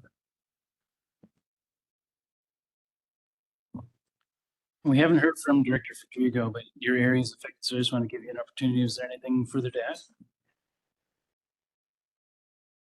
Not at this time. So you're comfortable with the recommendation as it's being presented? Okay. Then again, it's not a vote, but we have the recommendation. All those in favor of bringing this to the board? Oh, was there a button? Oh, Director Coyne Senior, did you have anything you wanted to add to this, or you're comfortable with the recommendation as well? No, I'm totally comfortable with it. Fantastic. All right, so yeah, show of support. All those in favor and opposed. I think we got our support. So again, to staff, bring the recommendation to whichever meeting you guys decide you're ready for. So I won't say July 3rd because you may need more time than that, but thank you very much. Actually, I guess there we go. A little bit early. I don't think there's anything further to add. CAO, CO, we're good. Then I'll call for the motion to adjourn the meeting at 12:15. Motion is seconded. All those in favor? We're adjourned. Thank you very much, everybody. We could bring back. Thank you, Director Week. And we do have 15 minutes, so I am going to call the regular board meeting back to order, and we can deal with that one director's motions that Director Roberts had. So I'm going to just go to him.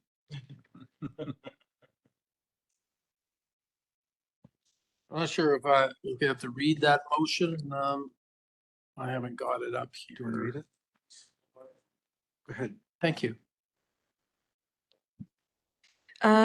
Director Roberts' notice of motion from the last meeting, which is on this agenda today, is that where there is a Crown land cleanup in electoral areas, there would be a formal process with an algorithm that creates a flow of communication and jurisdictional considerations and protocols. Thank you. And I think, you know, to add depth to this, I do know that there is a process or a protocol that's been adapted in protective services in regards to dealing with the dismantling of camps, where they've reached out to be, you know, a United Way, there's different agencies.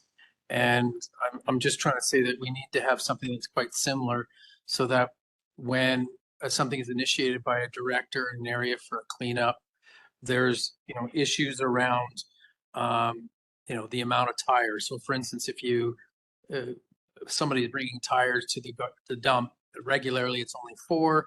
If you have more than 50, then it's tire stewardship.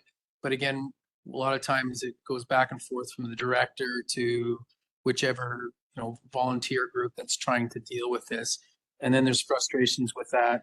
Then we also have considerations around, you know, the waivers in regards to where they're going. We have RVs that need to go to the RV dismantling area.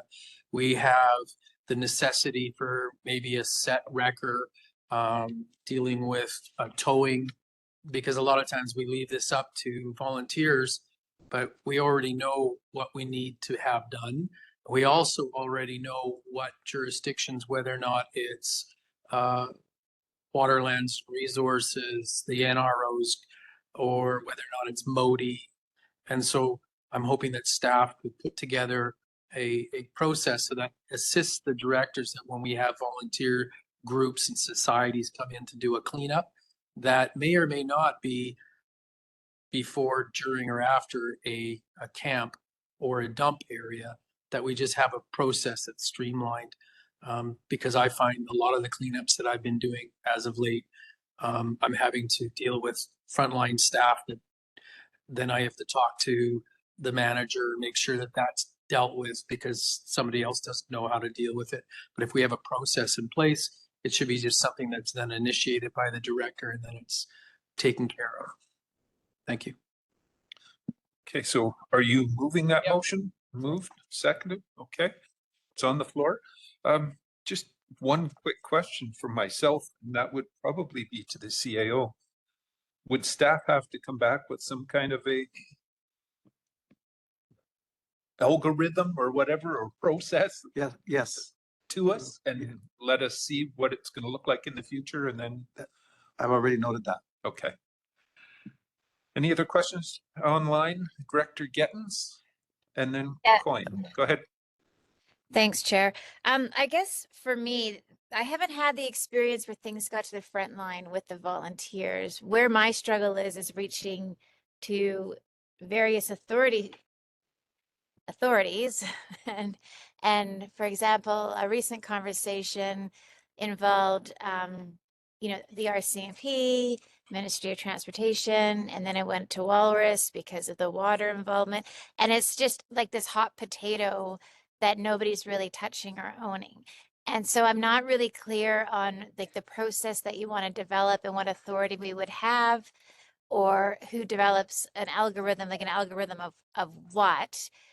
And yeah, like I guess it's just, if it's just the volunteer cleanup portion of it, I was looking for help on getting some kind of action by those with the authority to do something quite significant that I think is beyond volunteers. So I guess I just want to make sure that we're talking about two different things.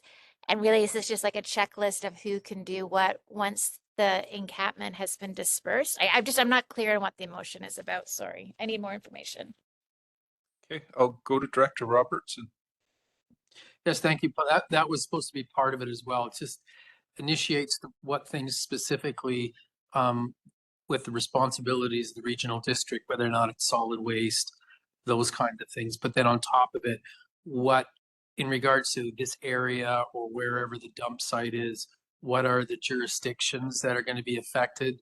Who needs to be called, and kind of like an updated response. And as we know now with different jurisdictions of ministries, the ministries have changed names more often in the last couple of years than, I can shake a stick at.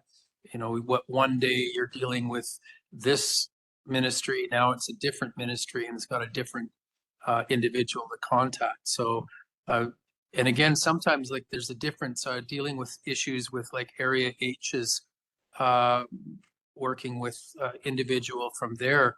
It's night and day between working up within my area, and I'm wondering whether or not at the regional district we ended up with like individuals that we deal with as a region in some of these ministries in regards to specific processes.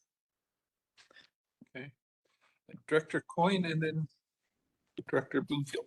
We have an illegal dumping service, don't we?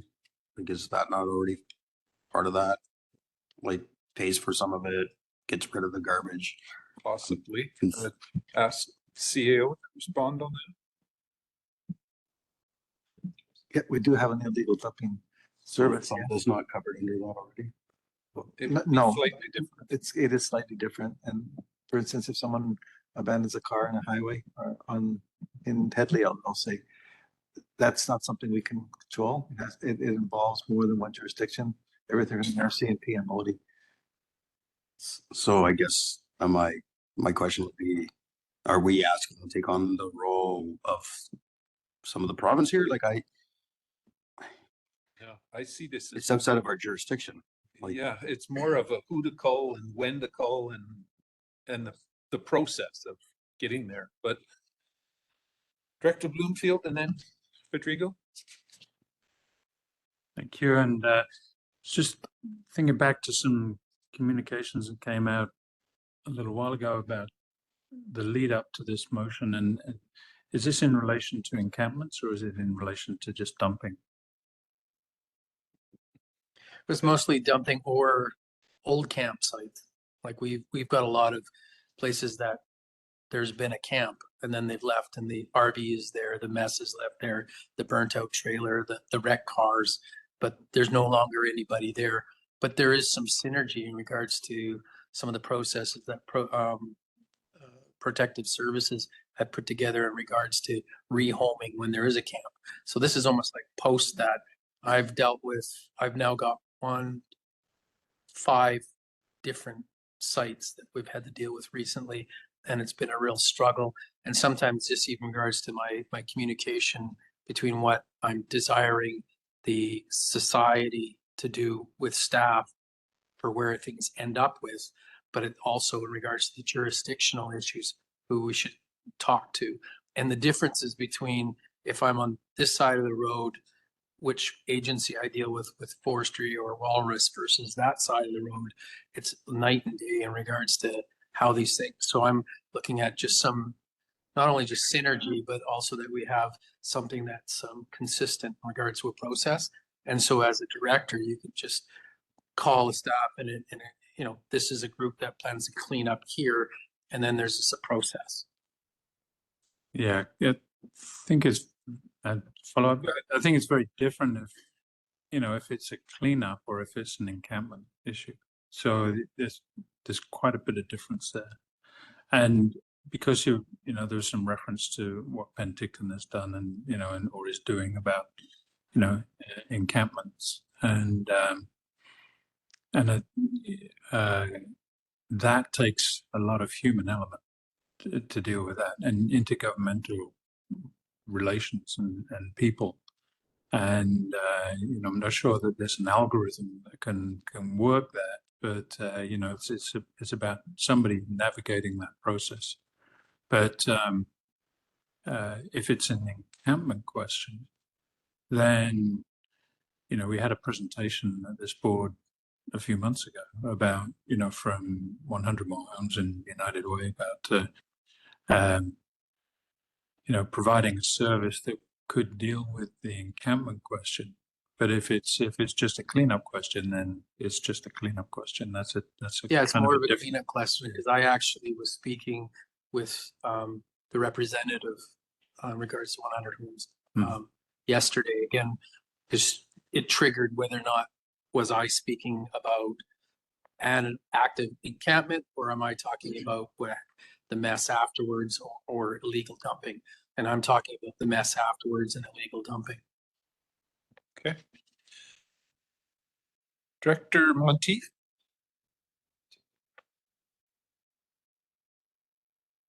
No. Thank you, Nothing? through the chair. Oh, I'm go ahead. here.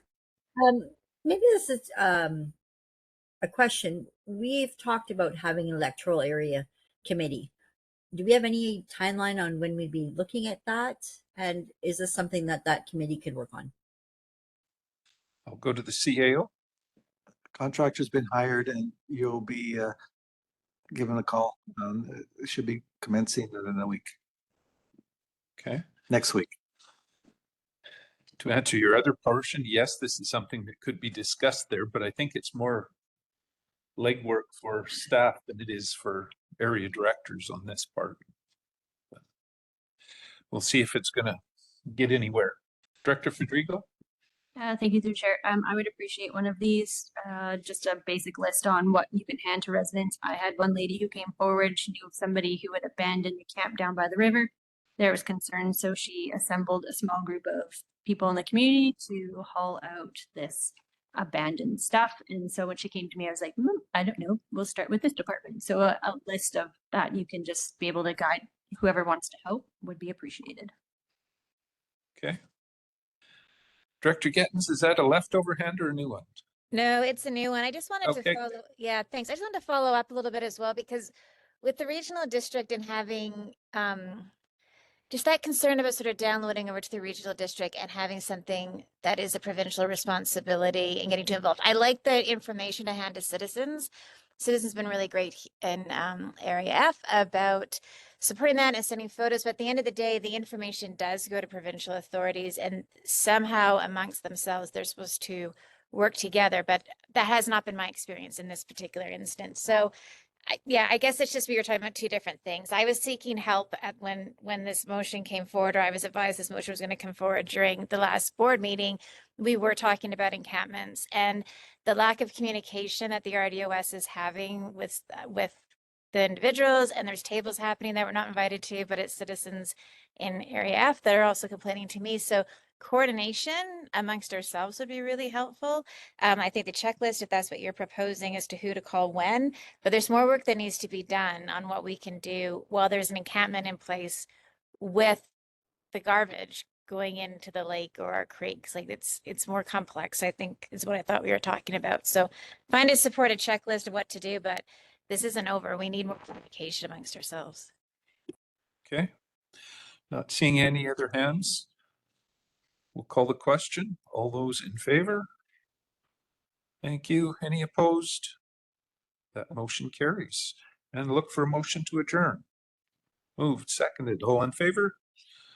Great. We are adjourned. And just so everybody's aware, 1 o'clock we start the hospital district. So Director Johansson will try to get everybody back by 1. And I believe lunch is available. So. Nobody's making a decision.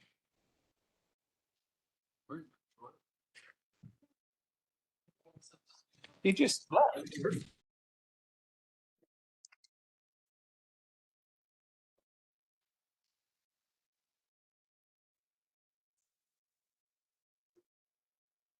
Maybe.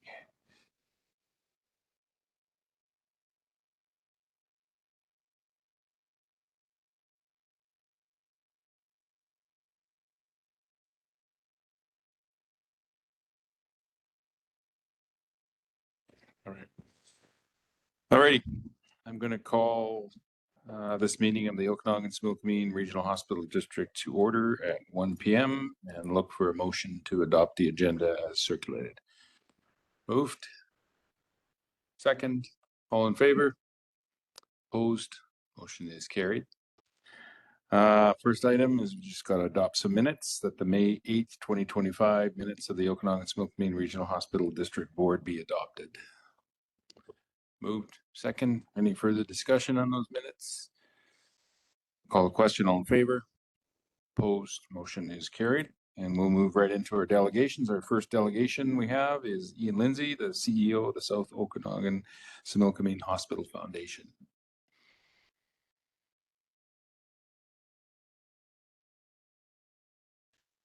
Hello, everyone. Thank you for having me. Adam will get your presentation up there. And then you can start, and then we'll ask some questions after. Perfect. Well, I'm going to even be honest, is I did create a PowerPoint, as everyone can see. But after just being here for about 10 minutes, I'm not sure how much I will use it. I like more discussion with everyone in this room.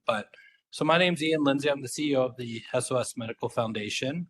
I've been in the role for about 18 months now. I do apologize. I probably should have been here a lot sooner, but with any new job, you kind of take your time to learn your office before you start venturing out. And I also just want to thank Martin. Martin and I have been, I think, working together for about a year on some projects, and then we started discussing about coming here. So appreciate the invite. The goal today for me is to build a partnership with RDOS, the Medical Foundation right now, and I hope afterwards the presenters will agree. Madeline and Dan, we have an incredible relationship with Interior Health. We are separate from Interior Health, but we work very closely with them. One of the reasons for that is we don't want to buy any equipment that Interior Health is not going to use, and vice versa. So we have that great partnership. But one thing I feel lacking now that I've been in this role for 18 months is a partnership with RDOS. I have started going out to some of the cities to do presentations at the councils, and starting to speak with some of the mayors. But we're looking at, I think, obviously the provincial government covers a lot of the healthcare expenses, but then RDOS is also putting in a lot of taxpayer money, and then the foundation's putting in our donor money.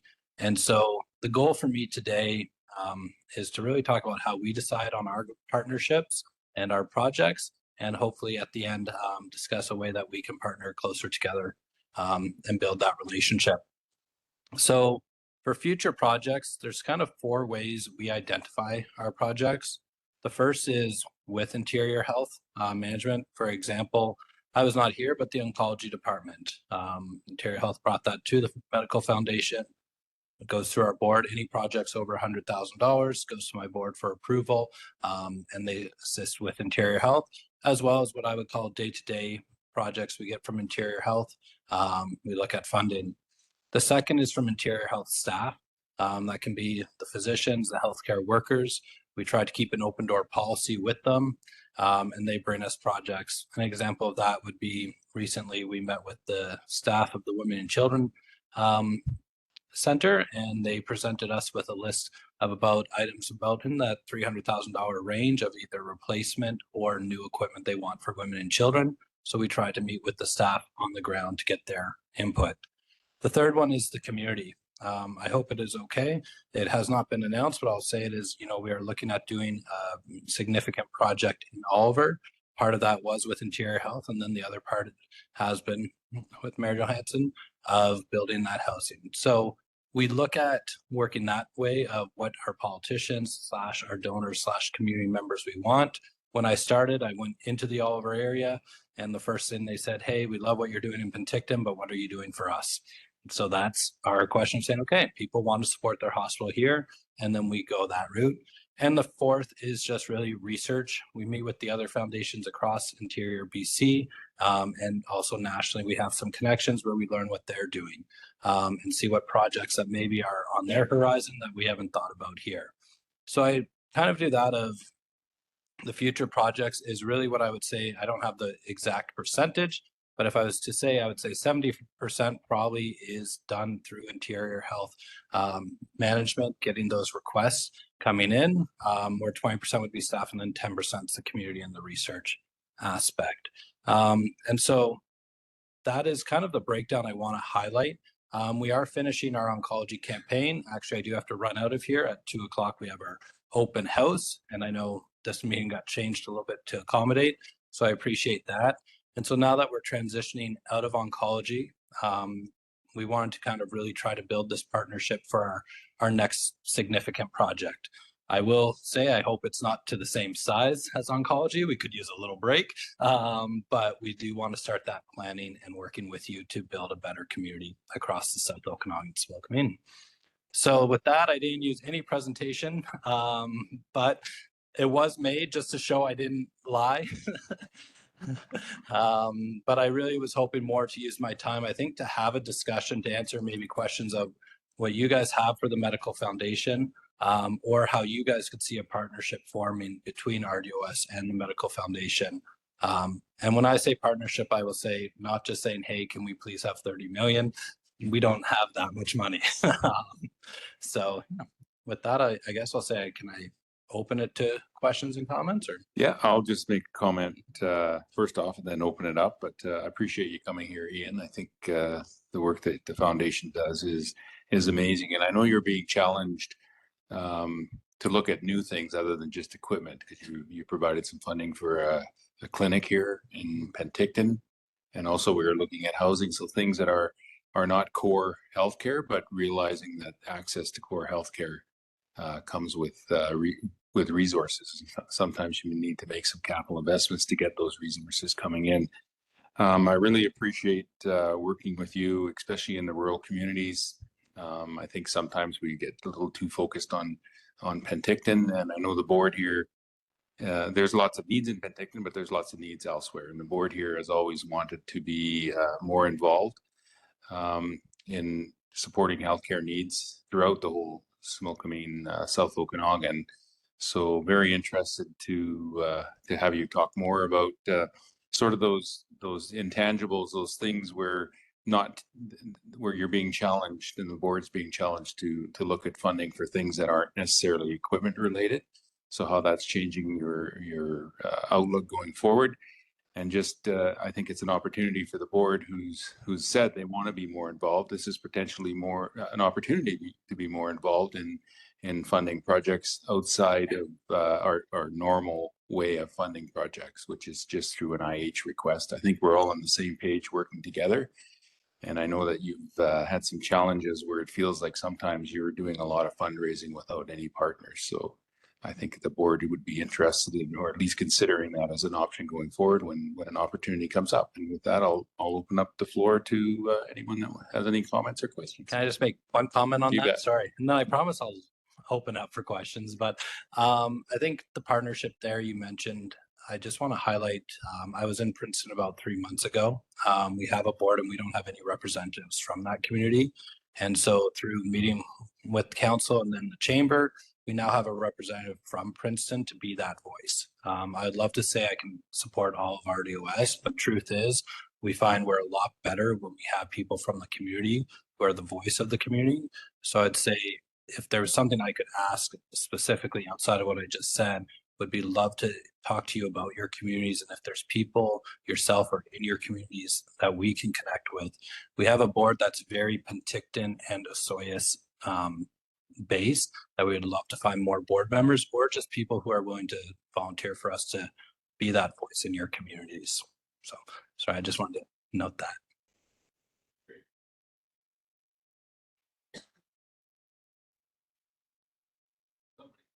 I was gonna say I'm gonna have a long lunch. Adriana, Director Federico. Thank you to the chair. Do you connect with the community foundation or leverage any of their donors if you were to have a bigger project that needed additional funding? That's a great question. I would say we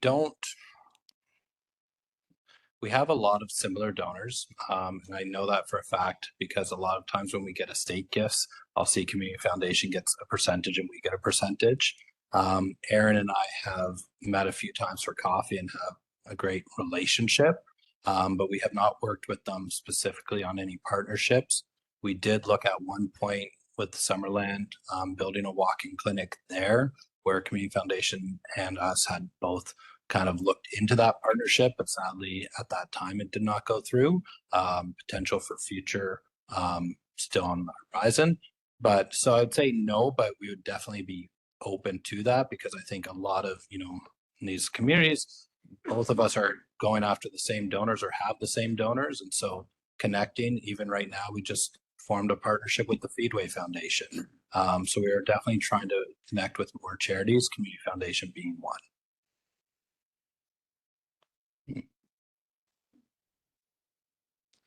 Maybe I can just get you to get some comments on how you see the, the state of healthcare and how things are changing.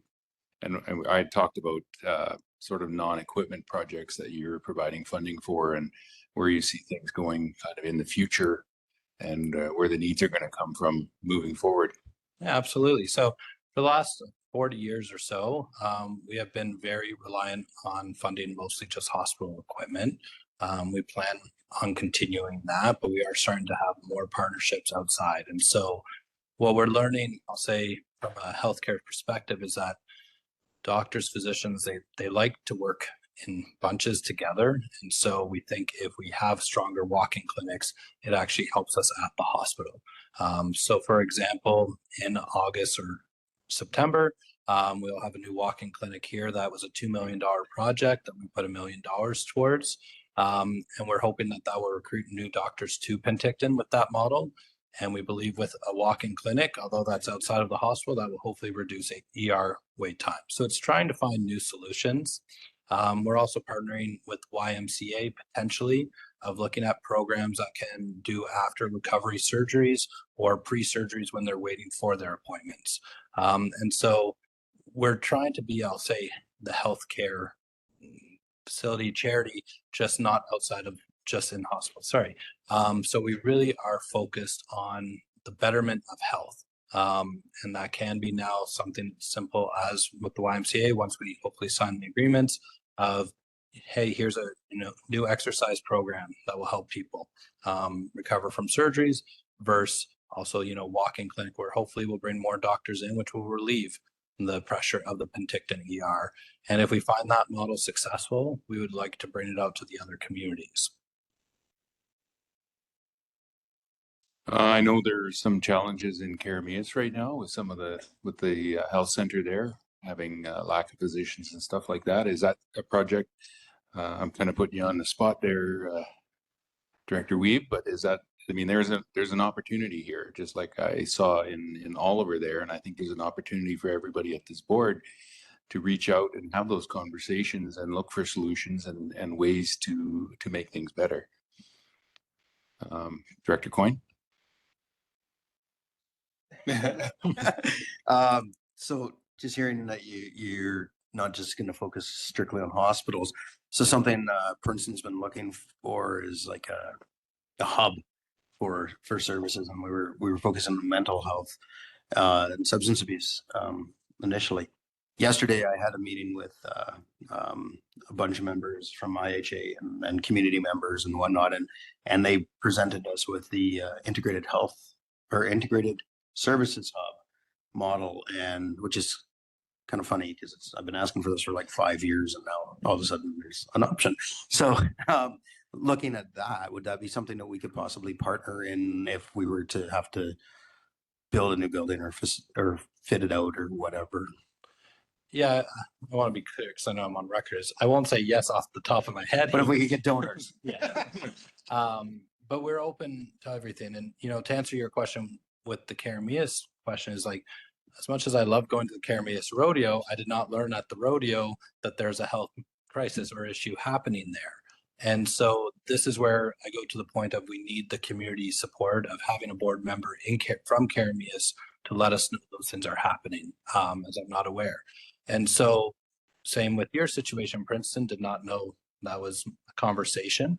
We would definitely be open to having the conversation. I will never agree on the spot to anything. But we're looking, anything that can help our healthcare system. And, if that's equipment in the hospital, we will obviously do that. But if there's programs outside the hospital that we think can help the long future of the healthcare in that community, we would definitely be open to that. Can I ask again? Yeah. Dr. Roberts? So in regards to what you were saying there, and again, I'm very excited about being able to work with you. And as a director or people that are in our roles or a community, a counselor or a mayor, what are the challenges if they're on your board in regards to, it becomes a conflict of interest if we're, in regards to money, how do you deal with that? Thanks. Yeah, I think, if I'm being blunt, we wouldn't let a mayor on our board. I'm going to keep using the Princeton model, but it's our newest model, say that we're making up on the fly, but is we went to council and then we found a representative, someone in the community who had the time, who had the voice and wasn't, so we don't have a council member, but we have someone that the council, the chamber went out to the community and said, because I'll use this example, as I grew up in North Bay, Ontario, one thing I noticed as a kid when the Toronto businesses would come in, they didn't do well because they never talked to the people actually from the north. And so we want people who represent your community. And that's your recommendation. We have a board policy. I'm not just going to say kind of like a grant, we accept everyone, but we're looking at trying to have a stronger board, have the voices from your communities. And so it would be recommendation based. And then we have a board process that they have to have the meetings. Even with Maureen from Princeton, her and I met 4 times now. She's still not a board member, but what I can say is we have a better voice in Princeton right now that is starting us to build more projects there. Does that answer the question, sir? No, that's perfect. And it's just a follow up. Like, for instance, we have the Lower Similkameen Community Services Society that kind of blanket deals with a lot of our social services. Well, maybe somebody in that organization that is in tune or connected to many issues that are going on in the valley and also healthcare as a whole would probably be, you know, someplace that maybe we would look at providing that kind of support. Absolutely. I'll say, you know, I get a lot of updates from Interior Health just being in the hospital. I check the news, but there's a lot of things I don't know that's happening. And so having people involved in the communities and directly involved is always a benefit that we want to hear from.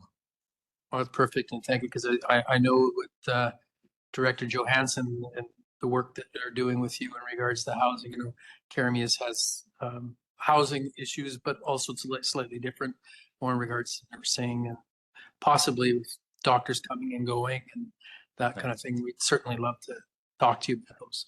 And I think for me, sometimes it would be maybe having 3 voices in the room, having RDOS, having ourselves, and I'll point the Interior Health representatives behind me, but someone there to have the 3 of us in the room to find the solution would be ideal as well. I see I don't know if you guys have the big screen, but I see someone with a hand up. Director Gettins. Thank you through the chair. Hi, it was great to meet you. And you may have touched on this in the beginning. I'm sorry, but my volume wasn't really working for me. But I understand that a focus for Oliver is housing, which is amazing. And then I'm just curious about where you see in the next 5 or ish years, like when you're forecasting, where more investment in our rural communities need to focus on, like what your team is looking at as potential investments, just rurally. So that's my one question for you, and then I have a second question, if I might, after that. Sure. As I say, I've been in this role for 18 months. I've seen healthcare change drastically with provincial elections, federal elections. So I don't know, I wouldn't say we have a 5-year strategic plan. What we are trying to do is respond on a case-to-case basis. And once again, I feel like a broken record, keep using Princeton, but I went to Princeton being like, hey, we're doing all this stuff. And a lot of the community members were like, well, that's great, but that's not what we want. And so to answer your question directly would be, it is coming case-to-case basis where we have funding as well. We are donor-led. So if, you know, not pick on Princeton anymore, but let's say if it is Karamias, a lot of it depends on how much funding we're getting from the Karamias donors. Now, I will say we do have donors in all of our communities, and a lot of those donors have supported the Penticton projects because they see the value of the regional hospital. But we also know, using Oliver as the example, is they were saying, well, what about us? And so we have the donors, and we are going to use Oliver as an example of going into a rural community as well for a bigger project to see if it can happen. No pressure on myself and Martin, but if the Oliver campaign doesn't go well, it will probably be a more longer conversation at the board of what we can actually do in rural communities. And if the community, which I think will stand up and support it, I think that will give us more of an opening for the other communities. Great, thanks. If I may, Chair? Yes, follow up. Yeah, thanks. I have great faith in the citizens of Oliver, one of my favorite communities to work in. So I think you guys have a lot of success ahead of you. But I think you answered my question. There's that the funds that are raised in the community stay in the community unless the donor earmarks them for regional projects. That was just my other question. Thanks. Yeah, and I'd say that's by law, so it's not my choice. I'd love to take credit for that. But we have funds for every area of the hospitals and every community. And so if a donor directs where they want that fund to go, by law, we have to follow that. Director McCordoff, then Director Bloomfield. Thank you very much. So you know that Osoyoos does not have a hospital, and so you keep saying Oliver, and I want you to know that Oliver and Osoyoos support South Okanagan General. And I do know that there are a lot of donors from Osoyoos that contribute to not only SOGH, but also to Penticton Regional.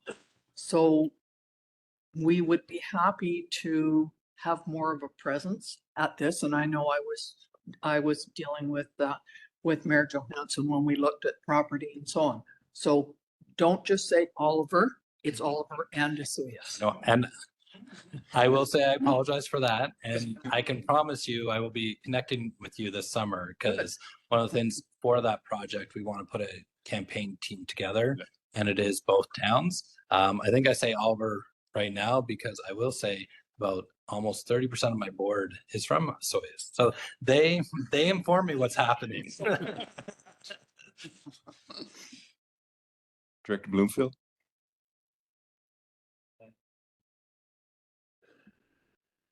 Thank you.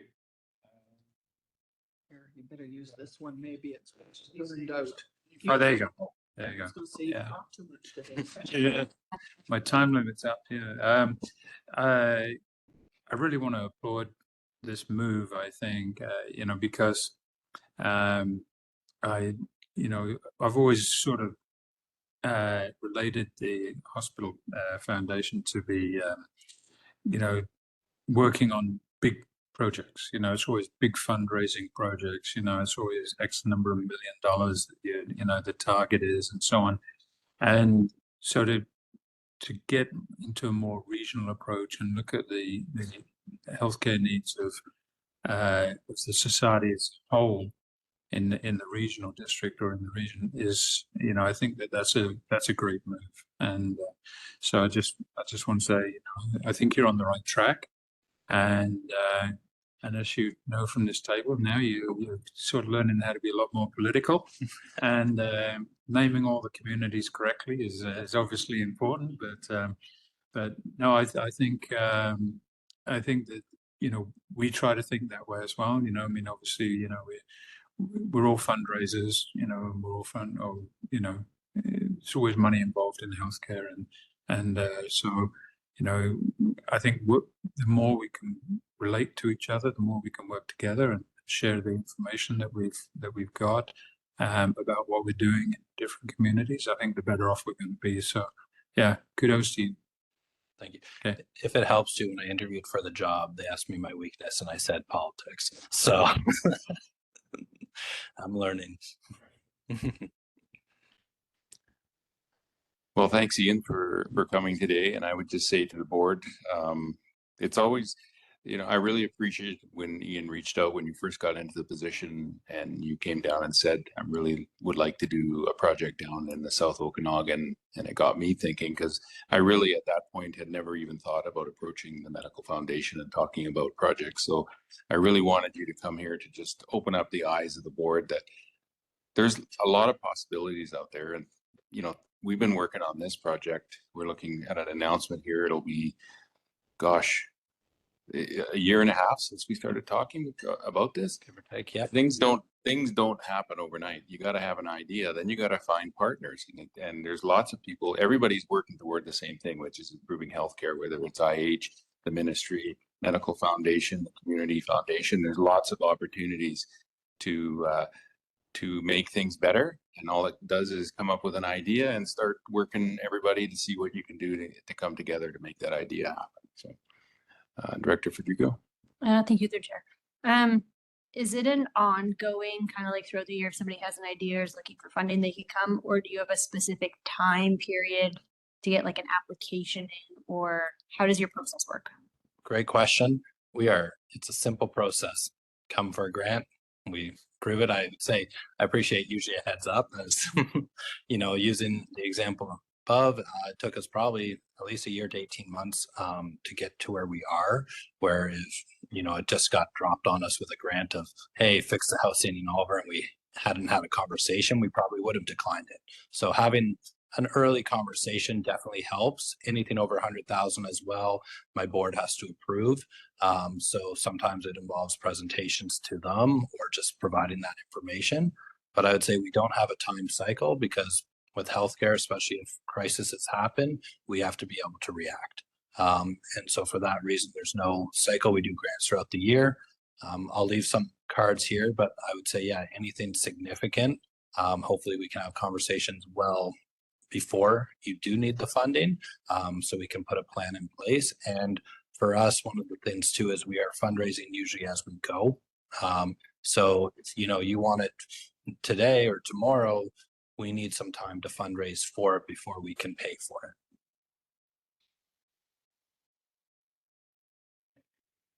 Perfect. Thank you again. Thank you, everyone.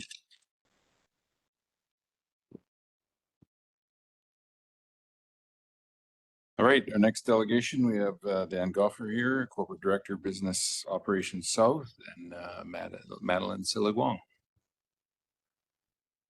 from Interior Health, and I think you're going to give us a project update.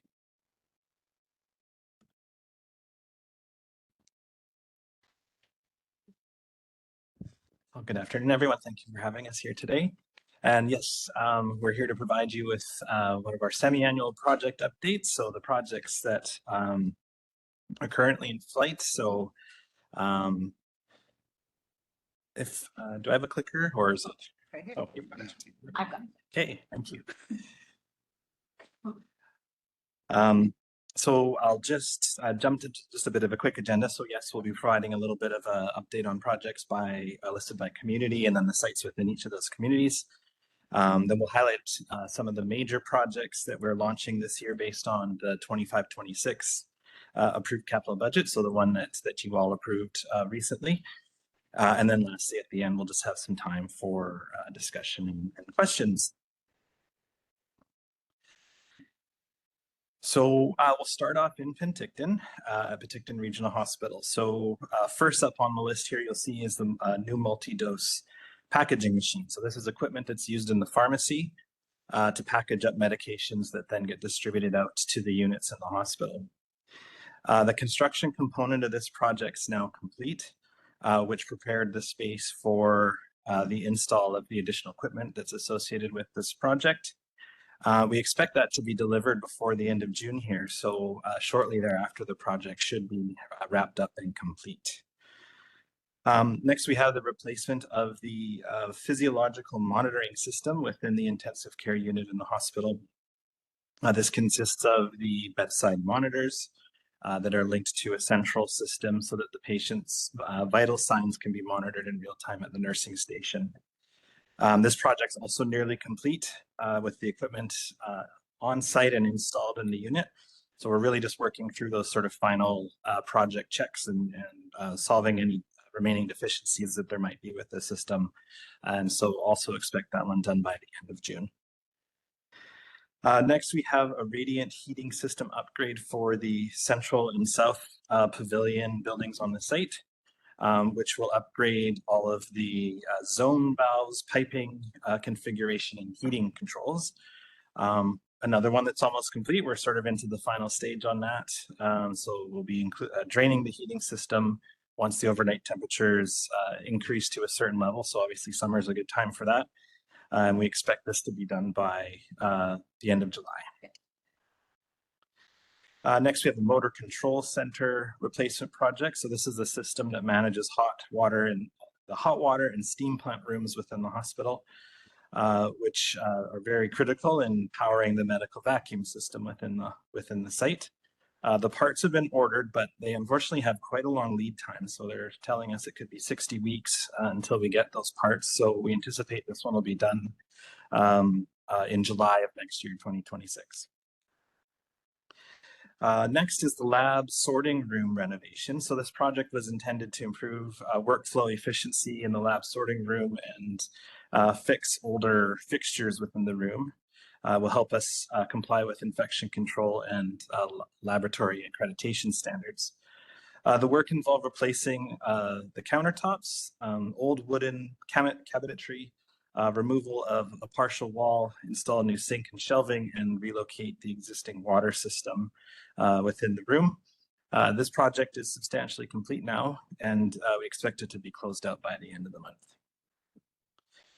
And then last on this slide, intensive care unit isolation room upgrade. So this project was to upgrade the negative air system within the isolation room in the ICU, which had become aged and was posing some risk to losing that negative pressure, which normally ensures continuity and safe care of patients who require airborne isolation. This project's substantially complete, and we also expect it to be closed by the end of the month. So a lot of things wrapping up at the end of June, which is great. Before we leave the PRH projects, I just wanted to highlight the PRH Oncology Clinic Relocation and Redevelopment Project. As you might have seen at the event earlier today, we are excited to share that the project is very nearly complete. The new space is planned to open and begin providing care to oncology patients on June 23rd. As with any major project, we will work through deficiencies found in the next couple of months, and we expect that project to close out by the end of August. Do have a few photos I thought I'd share of the new space, and maybe while I do so, Madeline can just provide a few words about the new space and its benefits. Yeah, thank you. So if you see on the photos there, that is one half of the unit. We have two equivalent halves for our outpatients to come and receive their care. So they're individual bays. So every single client who comes in for their chemotherapy will be able to bring a loved one with them or a significant other or family member. In the previous iteration of our space, there was no space for anybody to bring anyone with them. And as you know, or you may know, if you've accompanied anyone for cancer care, these are long treatments, long hours. And so there's a big improvement on that. And the other substantial change for us is that we've gone from one washroom for 6 bays to 6 washrooms. And again, that probably is one of the things that our families will appreciate the most, and our patients, that we have some, we've really thought out how and what people need when they're there for long hours and care as well. And I think the other piece that we heard this morning is from our patient partner on the project is the wig station. And if you're ever fortunate to tour the space but not have to use the space, you'll be, I think, really pleased to see the thought that went into how we provide private, respectful care for people who want to, try on wigs and see how they would look. And it's essentially, we've doubled our capacity, and we're very, very pleased and excited to see how our families and our patients will react when they get to occupy next week. Sorry, there was one more I forgot about there. There's a close-up of some of the chairs and exterior windows, which is nice for a lot more natural light into the space. Yeah, it's the top floor of that area, and or near the top floor, and it's stunning views on all sides. And the staff themselves have really great space and great workflow. Still in Penticton, we do have a couple other projects relating to long-term care that have updates. So first is the palliative care room project at the Trinity Care Center.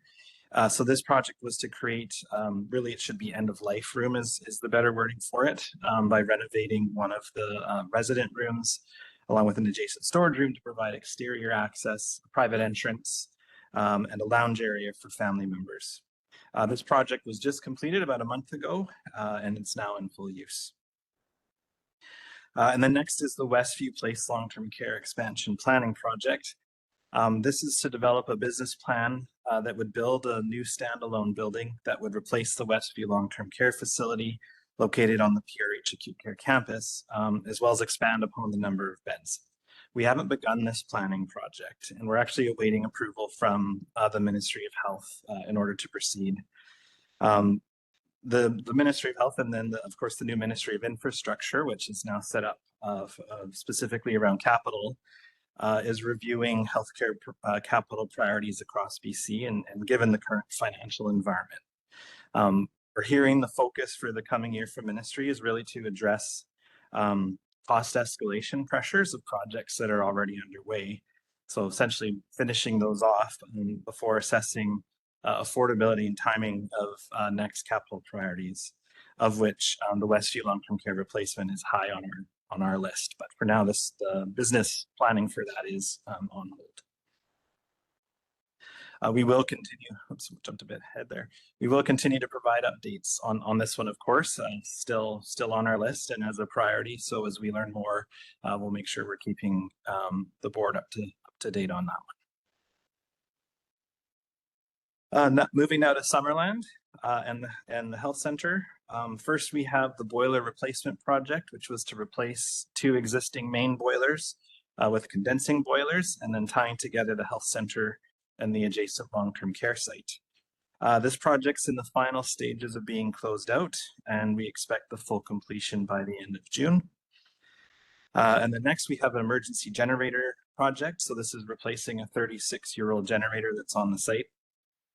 Phase 1 of the project is now substantially complete, which involved purchasing of an install of the new generator. Phase 2, which includes the install of the automatic transfer switch and switch gear, that's underway now, and we expect to see that done by February in 2026, so less than a year from now.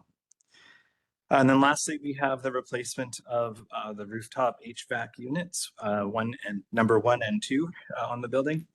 This project is progressing well, and the install of the units are scheduled for the fall once the peak cooling season is over. So we expect to see that project complete in November. Turning now to Oliver, we have 2 sites that have projects underway. First is the Sunnybank Long-Term Care site, replacement of another generator. This project will replace a 30-year-old unit that's been challenged to carry the full electrical load of the site. Construction for the new generator is well underway. The concrete pad's now been poured, and so the install will take place over the next few months. With the project we expect to see complete in October. And then at the South Okanagan General Hospital, we have 2 projects. First is an elevator upgrade, which modernized the existing elevator with new parts and systems, which will increase reliability and safety, and that one is now finished. And then second is to replace a washer and dryer within the site, including some renovation that was needed to the space. So the equipment's now been ordered, and we expect a 6-week lead time to receive that. And then the renovation will start once we receive the equipment. We expect to see that done in August. Now moving to Karamias, we have 2 projects at the South Similkameen Health Centre. First is the Karamias Primary Care Network project, which was to create space to house the additional staff hired to support the primary care network within the community of Karamias. The new space is functionally complete and now in use within the health center. And we're now entering into, again, those sort of final stages of the closeout and making sure any deficiencies are being sorted out before we close the project. And then second is the replacement, another generator. We'll be so glad when these generators are all new and working well in the South Okanagan. With one that has larger capacity, and it'll be housed external to the building. So that right now is sitting inside, so that's good to have it outside. This will provide emergency power to the entirety of the building. Work's well underway, and the design's now complete, and the construction contract's been awarded. And we expect that project to be done in a year's time, in June of 2026. And then turning to Princeton, we have 2 projects at Princeton General Hospital. First is the electrical infrastructure upgrade project, so more generators. This includes replacing the existing and adding a second backup generator to the site. Work's well underway with construction having started, including the install of the exhaust system, as well as civil work for the project. The current schedule has the project completing by December of this year, so that's lasted longer than I think we had hoped, but it's coming to its final end here, which is great. And then second is the Princeton Primary Care Network project, which is to create space within the hospital to accommodate additional staff hired in support of the primary care network within the community of Princeton. This project continues to be on hold. Sort of as mentioned earlier, with some of the current fiscal challenges provincially, projects are being reviewed to confirm the capital and functional requirements needed for those programs, confirm that there's still alignment with program objectives, and assess if changes are required or if timing of capital investment can be delayed. We know that the Princeton Primary Care Network renovation project is a top priority for this board, as it is for us at Interior Health. So we're in discussions with Ministry to understand what are our next steps. So we'll be reporting back to the board as soon as we have more detail on that and we learn more. In the meantime, we can say that the Princeton Primary Care Network staff have all been hired, and they are within spaces within the hospital that's working well for the time being. So they will continue to focus on providing quality primary care to the patients in the community in alignment with the objectives of the primary care network. And then to end the presentation, just wanted to highlight two of the major projects. It's by no means the full list of that are on our 25-26 list, but the sort of two larger ones. So first is the Penticton Regional Hospital Medical Gas Outlet Replacement Project. That has a total budget of 4.21 million, and the RHD had approved 1.56 towards that. This was the project that was deferred from the prior year, so we're now moving that one forward, and it'll be starting in the coming months here. That's the one that will replace all the distribution piping and medical gas outlets to approximately 70 beds within the hospital. Those are the bed heads, piping that provides oxygen, vacuum, and medical air within the central pavilion and south pavilion towers. And then just the other major project at Sunnybank Retirement Center in Oliver to replace the domestic water lines. The total budget of 1.94 million, which the RHD had approved 0.72 million towards that project.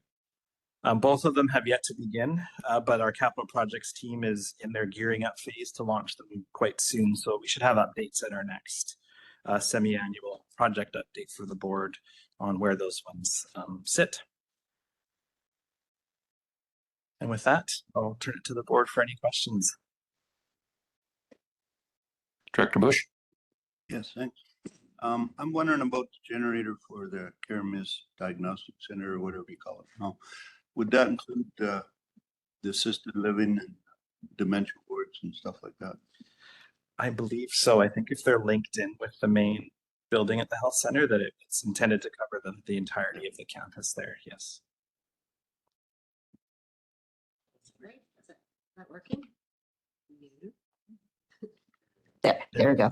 I'm having the same problems as some others have had. I was just on the site yesterday, and the generator itself for the current generator serves the whole building, and the intention of this one is to actually serve the areas better. And so, yes, it's one building with one airflow in different zones. And so I can reasonably be assured that we only have one on site there.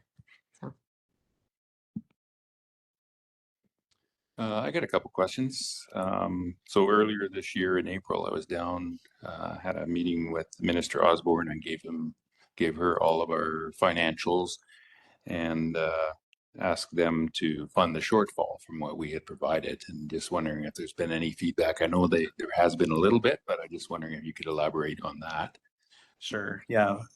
We had provided a little bit more information around the conversations that we've had with your board around our funding requests and the challenges there. Unfortunately, haven't heard anything back since we passed on that information. I know Chair Martin Johansson and I had chatted a bit further on that, so it's definitely for me to take away and follow up and just make sure that they got that so that they can provide a response to the board. Okay, and my other question, also what we discussed there, I think this came up at the hospital district chairs meeting as well, but one of the things that was kind of being floated out there is transfer hospitals. So hospitals that patients are being transferred in from outside of what would be the normal funding area of that hospital district, like Kelowna for sure. Court is funding everything at the hospital in general, yet that hospital serves a large portion of British Columbia. So talking to the minister about, there's a way to maybe ease some of the pressure that the province should be potentially doing more funding or providing more funding for those hospitals that would be considered transfer hospitals. Now, I don't think Penticton is in the same category as Kelowna, but I'm curious how much Penticton Regional Hospital serves areas outside of the Okanagan-Smilkameen Regional Hospital District. Do you have? I don't have specific numbers for you. I mean, as a regional hospital, our primary function is to serve the geography of the South Okanagan. At present, we do receive, well, and we always have received specialized populations where there's no beds available in their region. And so one of the primary ones we often see is pediatrics and sort of maternal in labor. We don't have a neonatal intensive care unit, so we are not recipients of babies that need that care, but we certainly do and have always played a role in delivering babies from around the region if the space and capacity isn't at their local hospital. Always subject, of course, to transport, which, as you know, in interior health is a problem in the winter months. So sometimes those families end up going down to the coast because the flight path is easier than the road path. That's primarily the population we would see. We don't, as a regional hospital, don't have services that aren't available at Kamloops and Kelowna, where the primary destination would be. Right. Still some a little bit though, and maybe part of the conversation going forward with the ministry when we look at what we're able to fund as a hospital district and what maybe the province should be taking on a little more. Director Coyne?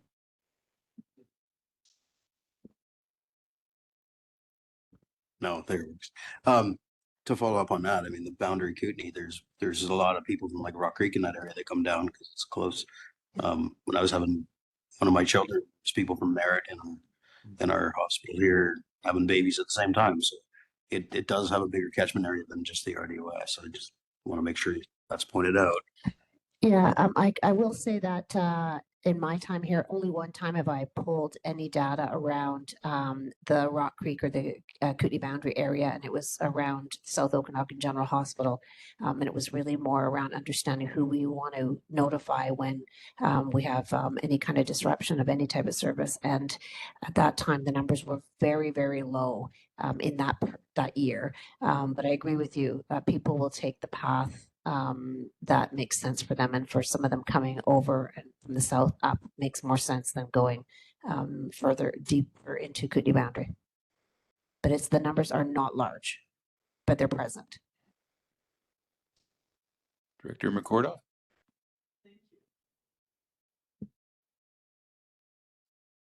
Chargers, don't they? Thank you. We often had people from the US coming across and using facilities. I think they had to pay for it. I'm not sure whether that still happens or not. Do we know whether we have people from the US that come up and use facilities in Canada? It definitely happens for sure. And I think it may not be that they're coming up for something elective, like they traveled here for that purpose, but if they're vacationing in Canada and they require services, then absolutely they'll come to our facilities, and we have a way to bill them because they don't have BC Medical, their insurance, whatever they might have is their sort of coverage. But yes, definitely, and we have information in our financial systems that sort of show the different types of billings that we're able to make for non-BC residents in our facilities. Can I just say, as I recall, it was obstetrics more than anything. And that was when we had that unit available at SOGH. So that's been a while, but I'm thinking that maybe there's more access to doctors in Canada that would deliver babies. And that was mostly the reason that I asked the question. Okay. Yeah, that is certainly not happening. As you know, we don't have that unit. There are still probably some communities in BC that do face that more, but certainly not in interior health. All righty. Oh, Director Federico.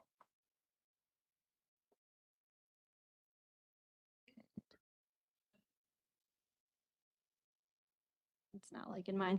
I'm just going to circle back to the timeline on the generator in the Similkameen, Caramias.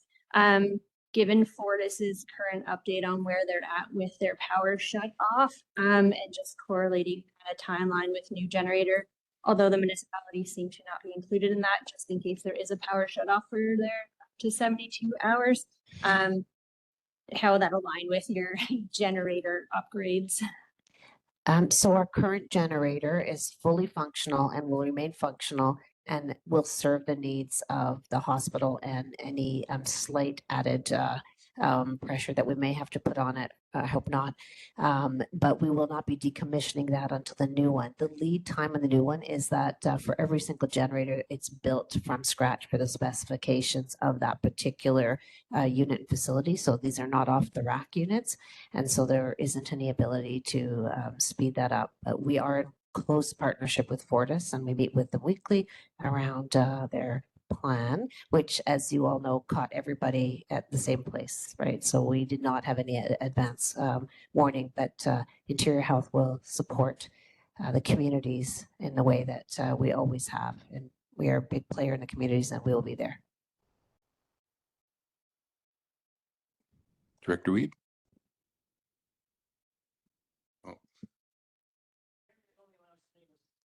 Given time. I can address, yeah, there's no concerns at this time with the proposed plan by Fortis. Caramies is not part of those plans. No, they are not. I just talked to Fortis. So the map that we have that has been laid out by Fortis and a guarantee from their communications department and everybody we met with last week, we are not part of those plans. So that might change, but that is not as of the last conversation I had with Fortis. So just seeing as this is public record, let people know that that's the last that I was given. That's not. Yet they are still asking for critical infrastructure within our municipalities because there is still a plan, whether it's on the books right now or not, it is still in play. They are still asking for critical infrastructure on our water, sewer, etc. right now as of yesterday. So it is not off the table. Just to be clear, it's not off the table. They need to know that as well. They need to know very clearly that if water and sewer go down, hospitals are in trouble. Yeah, and we continue to have our weekly coordination calls in Interior Health with our own emergency management team, who are linked in with the community providers and Fortis. And so we have Health Emergency Management BC working with us to ensure that we're always ready, regardless of whether it's a proactive shutdown, which would be very impactful, or whether it's a wildfire that takes out our services directly. So.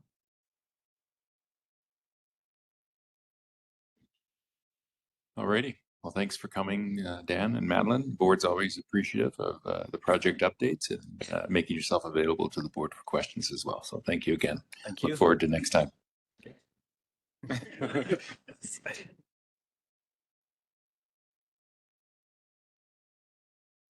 Oh, my mic's working. I'll look for a motion to adjourn. Move second. All in favor? We are adjourned. Thank you. All right, thanks, Director Johansson. That moves us over to Protective Services Committee, and I'll go to Director Roberts for that.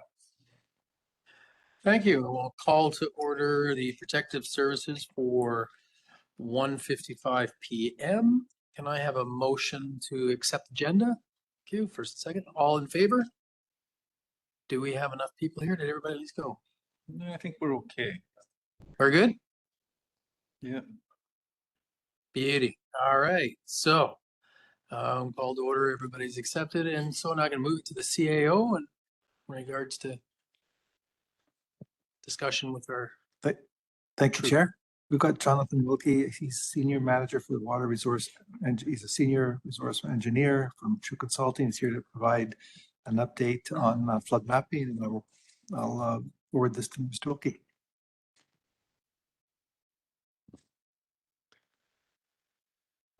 Thank you very much. Yes, the name's Jonathan Wilkie. I lead the Water Resources Department for True. Been working on flooding for 20 years now in BC. So it's my pleasure to present the work that we've been doing in the Similkameen Valley.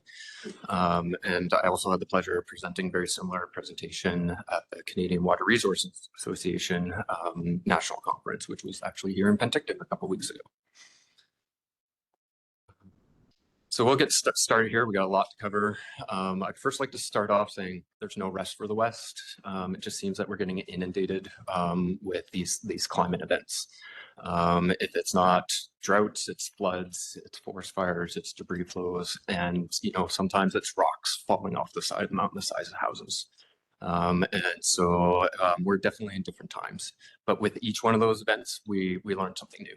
And so we like to think of this as a cycle. And so we're going to go through one of those cycles right now. So, and we're going to start with risk analysis, and there's been some previous work done in the Similkameen, and then that was done in 1995, and as early as 2021. That finished in the spring of 2021, and then we know what happened in the fall of 2021, and that's a record of the floods. And you can see at the very end there of 2021 how massive that flood is compared to all the other ones. It was a game changer for the valley. It's a game changer for the province. So when we're looking at that record, some things that are interesting pop out there. Those are all winter rainstorms, those events. So all the peak events in the Similkameen are and the upper Similkameen are from these rain events. I know previously we generally think of flooding as a spring freshet thing or a snowmelt thing, but for the Similkameen Valley, it's actually a rain thing. So, and this is what happened in the 2021 event. It's only the upper reaches of the catchments that really got hit. So the Otter Creek and Otter Lake got hit pretty hard, the upper parts of the Tulameen and then parts of the upper Similkameen. And that's what generated all the flow. And that generated a lot of flow all the way down the main stem of the river. That generated a flood of record down at Princeton, down at Headley, down to Karameas, and went all the way to the US border.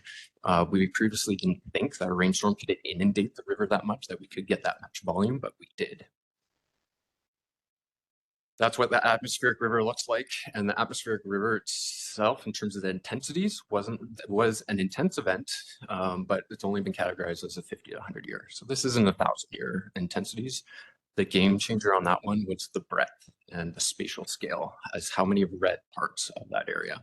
It was just, it inundated a massive part of the province. It was also determined in there that snowmelt was a minor factor and that the forest fire was a minor factor in there. This was a bit just rain.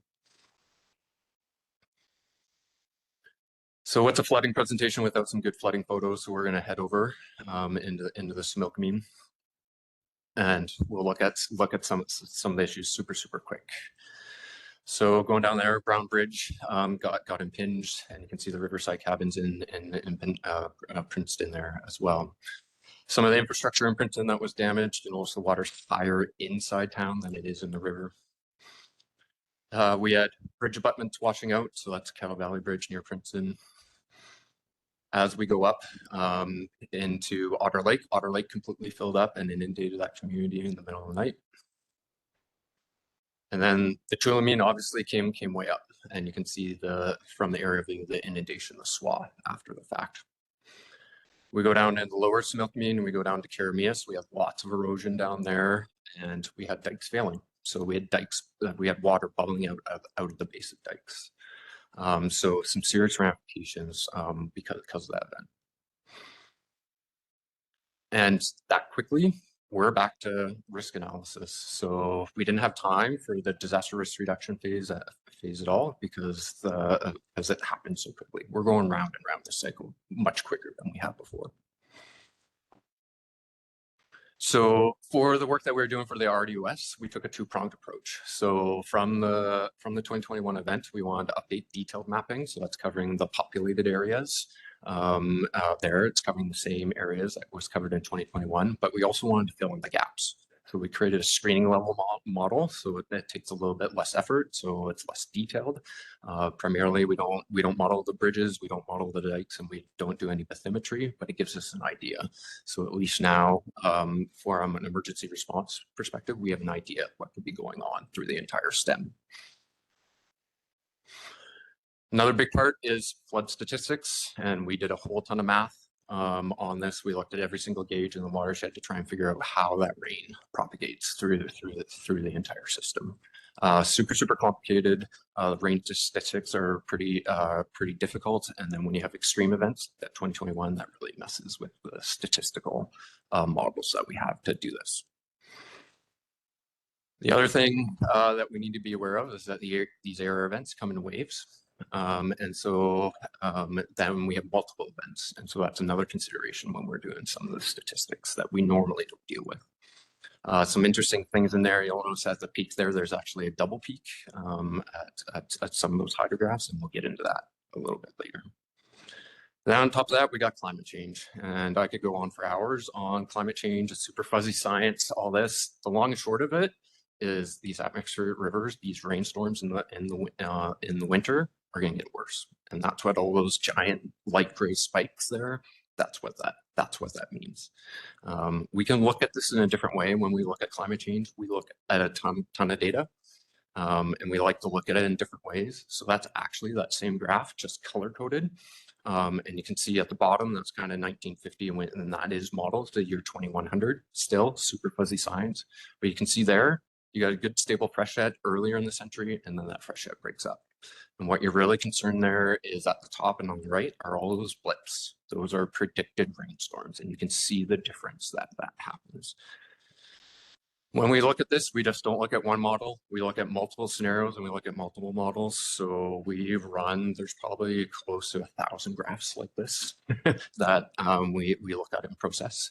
That next graph is a little bit more detailed. So you can see you have a few more blips that can model the rainstorms a little bit better, which is really, really good. That's what we want. But both models, even though we have a very lumped model and a very detailed model, both are telling the same story. These rainstorms are going to get worse. We take all that and we crunch a whole bunch of more math, and we do our best, and we try to pull out a crystal ball, and we try to predict the future. And we're estimating huge changes into the future. When we initially started doing this, we had factors in the order of 200 to 300%. We spent a lot of time trying to get down to reasonable values, but they're still very, very high through there. With all this comes with a lot of uncertainty. This climate change stuff is fuzzy. We only have indications. We don't have answers. And so, right, when we're trying to deal with climate change, we can't predict the weather from a week from now. And what we're trying to do is estimate a rainstorm in the year 2080. So we don't have all the answers. We just have indications. We just know it's going to go up. The big question is how much. And so we're doing our best with the science to try and answer those questions as best we can. But even though we have increased flows, the inundation is not that much. So the impact, so we still had a lot of flood risk in there. Yes, levels do go up. Yes, we do inundate bigger areas, but we already had flood risk. The bottom areas of the valley, the flat areas, were already at risk. When we do this in a program called HEC-RAS 2D. That stands for River Assessment System. The 2D part is a little bit of a game changer because it allows us to visualize a lot of this stuff. We weren't able to do 2D analysis until about 5 years ago. Because of that, we were able to discover some very interesting things in the upper Tulameen. And with that flood wave that comes in the Tulameen River, is that it overwhelms the Otter Lake. And so what we found out by using these 2D models is that Otter Creek reverses. So the Tulameen comes up and Otter Lake actually fills up from the Tulameen River. And the flows that we're talking about, when we add 60 or 90%, the dikes get overtopped and we have the Tulameen River flowing potentially right through the community in that one. After that fact, there is another flood bubble that comes into Otter Lake from the Otter Creek catchment, and then that drains out after the fact. With this modeling, we get to visualize this in various different ways. So here, this is the LiDAR DEM.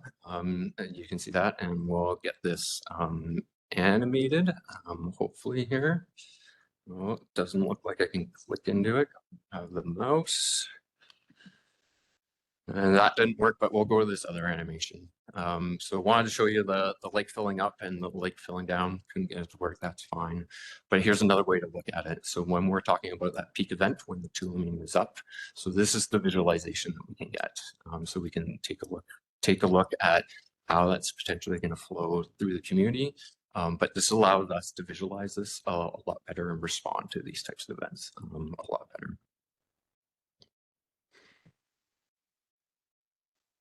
Coupled with this is that rivers move when you get these events. And so here you can see where we had some channel migration. We had a road washed out. This is in the upper Tulameen as well. And so one of the bigger questions that we have to answer is when we have these channel changes, what does that do to the flood levels? And so we've done a fair decent amount of sensitivity analysis. And what we're discovering is that really these rivers are just shuffling deck chairs. So they're shifting the channels. Yes, they're moving, but the floodplain is really staying there. And as you look closely at that DM, you can see where the river was before. You can see how the river has shaped the land. And so that's one of the things that we always need to keep in mind is that these rivers move. We are going to get natural erosion and that we need to give these rivers room. We have a question from Director Bush. Yeah, so back to Tulameen and Otter Creek and Smelkameen. Does the Smelkameen also back up Tulameen, which backs up into Otter Lake? So we're up high in the catchment here.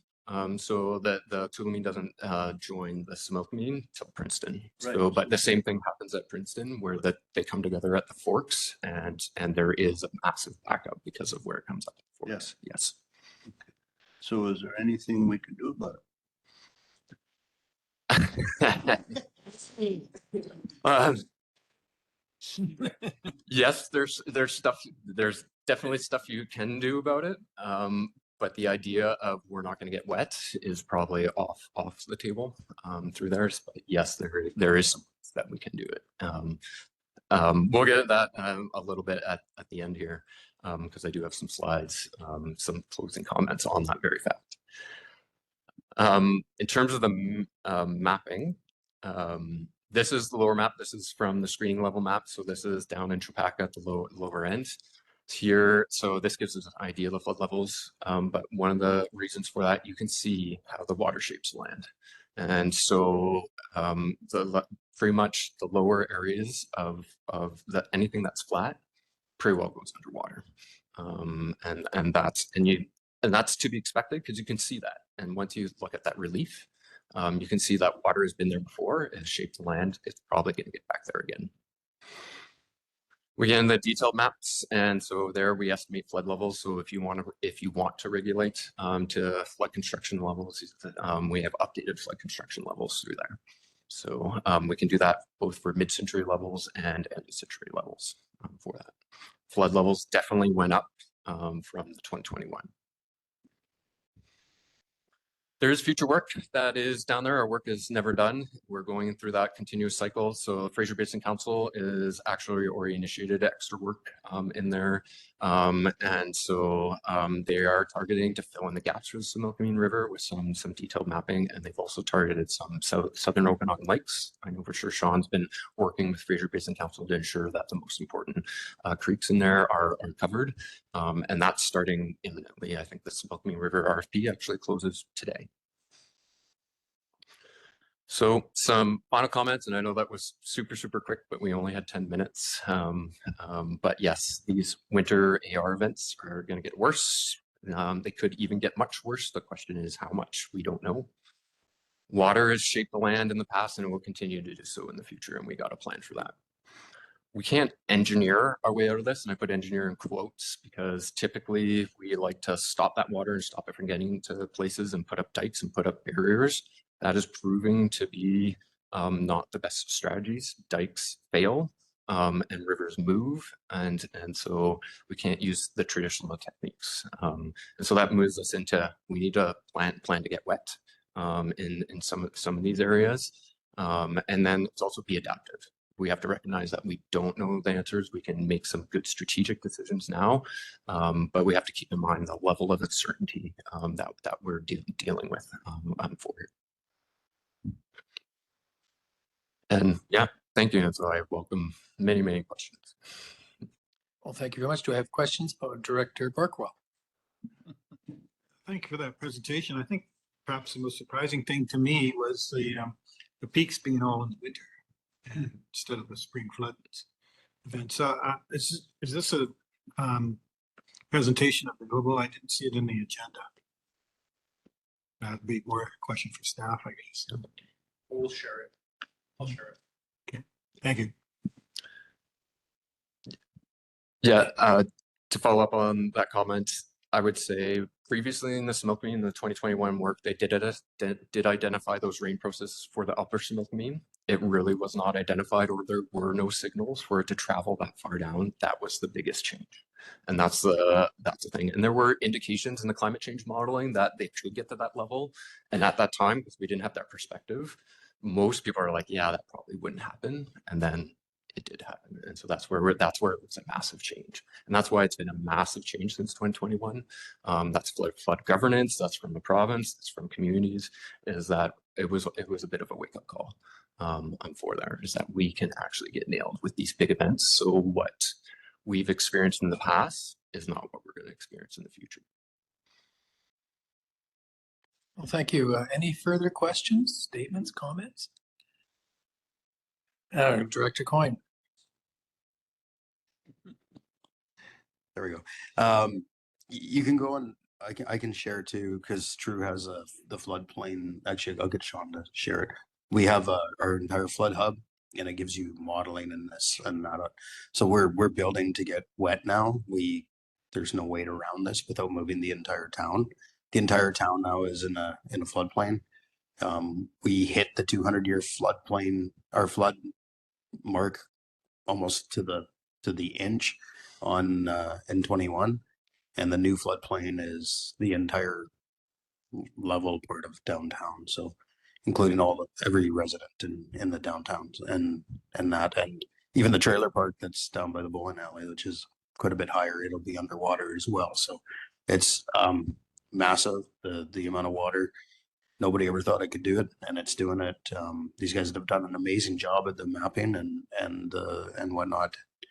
But yeah, the spring freshet is unfortunately going to be a thing of the past by the looks of it, and it's going to be the snow or rain on top of snow event that comes in about 12 hours. And to follow up that point, because spring freshet's much easier to predict, it's much easier to deal with. And from an emergency management perspective, that time of warning is essential. There's no time to mobilize. There's no time to do that, which sometimes we do have that in freshet. I know the River Forecast Center in BC is trying their best to update that, but we're trying to predict this weather. It's a super hard, difficult thing to do. So with these rain events, there's virtually no warning, right? And it can happen in the middle of the night. Well, not seeing any other. Oh, Bob. Oh, there he is. Bob. Sorry, Director Coyne Senior.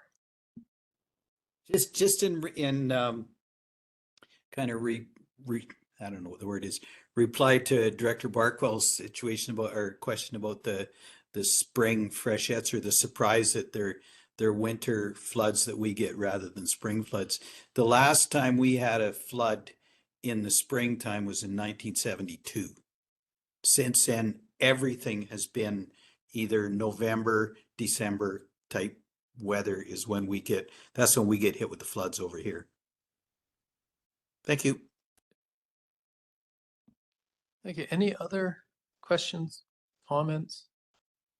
Well, thank you very much. I know that I've actually just recently had somebody call me up from Headley wondering if their area is under the flood mapping, because they want to see that issues they see with their dike, also their concerns around their water intake and where so I'm interested in looking more in depth in your latest mapping. So thank you very much for what you're doing. And all of this means a lot to us, and we do understand the risk, and it's just looking forward and how we'll deal with it.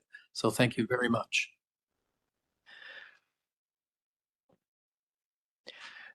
I see that there's nothing else on our agenda. So can I have a motion to adjourn the protective services? Thank you. All in favor? All right. Sorry, Tim, I had a question. Oh, there's a hand. Oh, now there's two. We've You don't lost get off our that speaker. easy. You My guys question's weren't more there. for staff. Question for just staff? Yes. Okay, and is that the same for Director Gettins? No, sorry, my hand was just, it was just slow. I don't know. Okay. Why?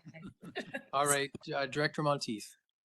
Thanks. I know that we were very lucky to get that grant to get the tiger dams, and I guess I'm looking for follow-up on a request for some sort of policy guidelines, expectations, so that we know that, you know, often when maybe Tulameen is flooding, so is, you know, Sportsman's Bowl, Twin Lakes, others are probably at the same time. So when are we going to use the tiger dams? I've had the public asking me this question. When are we going to use the tiger dams? How do we decide who gets it? How long do they get it? What does it look like? And it feels really unclear right now. So is there a policy in place? Yes, I appreciate that. The RDOS, we're actually working on that right now. In regards on how we're going to deploy the tiger dam, it's all based off of the situation and risk. The RDOS has a certain amount of equipment. If we require more of it, then we go to the province and we request more of the tiger dams. So essentially our system is only just for the first few days, and then we'll hopefully be getting more equipment in from the province. But it's all based off of who has a higher priority at the time. So if there's a flood at the Karamias, they're the first one out. Obviously the trail is going to go there at the first. And if there's another issue that comes up, then it goes to the second. And then after that, it'll be based off of who has a higher priority, if there's a third or fourth. The RDOS will have a tiger dam stage in Comont, and then the other one will be staged in Kaleden. If that addresses your question. However, that is something that we're still working on from the staff perspective here. It's still a new piece of apparatus, and we're just working on that right now with all the fire departments and EMCR as well. Okay, perfectly. I have a question from Director Coyne Jr. It's not a question. It's also the tiger dams aren't going to be the right application for every instance, right? So like when the river, when it's moving like it is like this, the tiger dams aren't going to do anything, you know, so that's going to determine where these things are deployed. It's going to be deployed like in an urban area where there's slow movement and slow rise rather than literally feet by the minute. So Exactly. And if we have a tiger dam on a river, on a fast moving river, it's just going to rip it apart. So it's mainly for if there's a lake at flooding. So it would be in Tulameen, it wouldn't be right on the river itself. It would just completely break apart. And that's when we'll go to the province ones for HESCO bins. We'll ask them for other systems as well to support that. So it would go on the lakes, rivers, and channels that are smaller. Or on the beaches of Okanagan Lake, and in your case, it would be Okanagan Falls, at Skaha Lake, and out at Pioneer Park. It would be the areas that we would support if it's in Sweden. Director Monteith, follow up. Thank you. I just feel that the public is going to want a policy to fall back on, or I think staff are going to get roasted for making decisions. So I think that having a really clear policy in place to be able to fall back on just makes a lot of sense. Yes, we will be putting a written policy in place. Thank you. Okay, we're going to go for a final offer on any questions and or statements. Okay, I'm looking back at, okay, Director Coyne's fine. Motion adjourned again. And everybody in favor? All right, we'll go for this a second time. Thank you. And thank you, Mr. Wilkie, for staying. Right. Thanks, Director Roberts. That brings us up to the Corporate Services Committee. Looking for a motion to approve our agenda. And it's just the one item on there. Moved. Seconder. Thank you. All in favor? Great. Any opposed? We are set to go. And I'm going to turn it over to the CAO to introduce and Thank you. We have Ms. Abbott here, the Executive Administrator for the Similkameen Country Development Association, and she is here to provide an update of the visitor services for Karamias Electoral Area B, G, and as I stated, Karamias. Vanessa.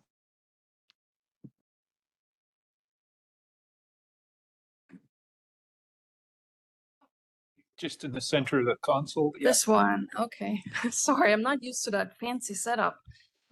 All right. So thanks everyone for having me. I'm here today to present the annual report for the Similkameen Country Development Association. I hope the clicker works. It's red. Oh, do I have to? Yeah, okay. I think I figured it out. I will talk a little bit about our organization, what we do.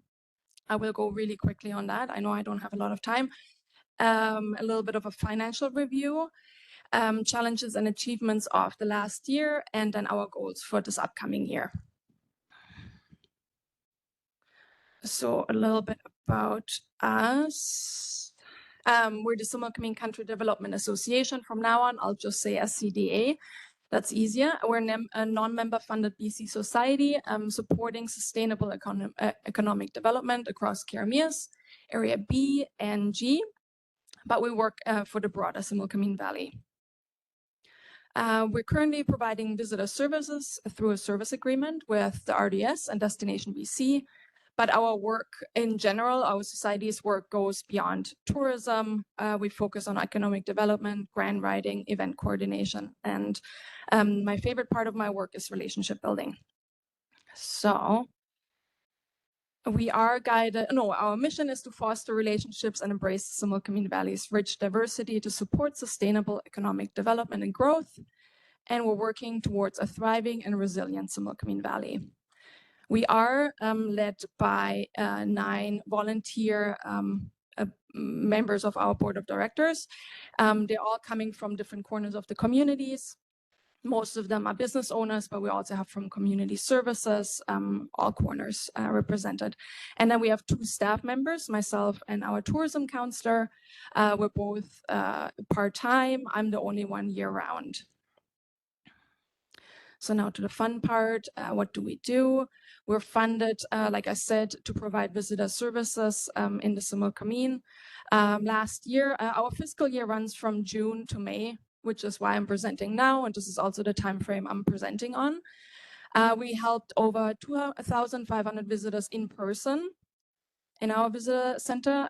Most common inquiries were about hiking trails, adventure recreation, with the river, obviously only when it's safe, farm agricultural experiences and local events. The majority of our visitors originate from BC, and we maintain or support the maintenance of a tourism website in collaboration with the Similkameen Valley Planning Society, which acts as the marketing organization, destination marketing organization for the whole valley. I also had the pleasure of representing the Similkameen at last year's Destination BC's annual Visitor Services Conference for the first time for myself, but not for the first time for our organization. And that was a lot of fun. It was nice to meet all the other visitor centers in BC. And highlight was over the Keremeos Light Up and the Similkameen Sizzle. I'll tell you a little bit more about that in a bit. So about the stats, I'm trying to make this as fun as possible with a fun, colorful diagram. We had 42.8% last year utilize the site facilities for an opportunity to rest or stretch their legs, use the park, use the water park, have a little bit of a break. 13.8% stopped at the visitor center for directions and support. 8.9% inquired about events, and that's not just our events, that's any event in the Similkameen or Lower Similkameen, Cars Under the Quay, the Similkameen Sizzle, the rodeo, so lots happening. 11.7% inquired about other things that could include where to eat, where to have a quick bite. We have 13.2%, so big chunk, inquiring about recreation or trails. 4.3% about heritage, history, culture, and then 5.2% about wine tourism. You do have, I think you do. I thought we're still old school with paper copies. You might have a paper copy, you might have it on your computer. You do have the detailed stats provided of the last year. So if anything catches your eye or if you have any questions, feel free to let me know. But I hope my diagram looks a little bit more fun than this black and white thing. So we, like I mentioned, we also do other things. They go hand in hand oftentimes. We host a lot of events and build a lot of relationships. So I just wanted to include some photos of successful events we did this past year. Because relationship building and knowing what's happening in the community is really important if you're promoting those communities. So now to the financial review.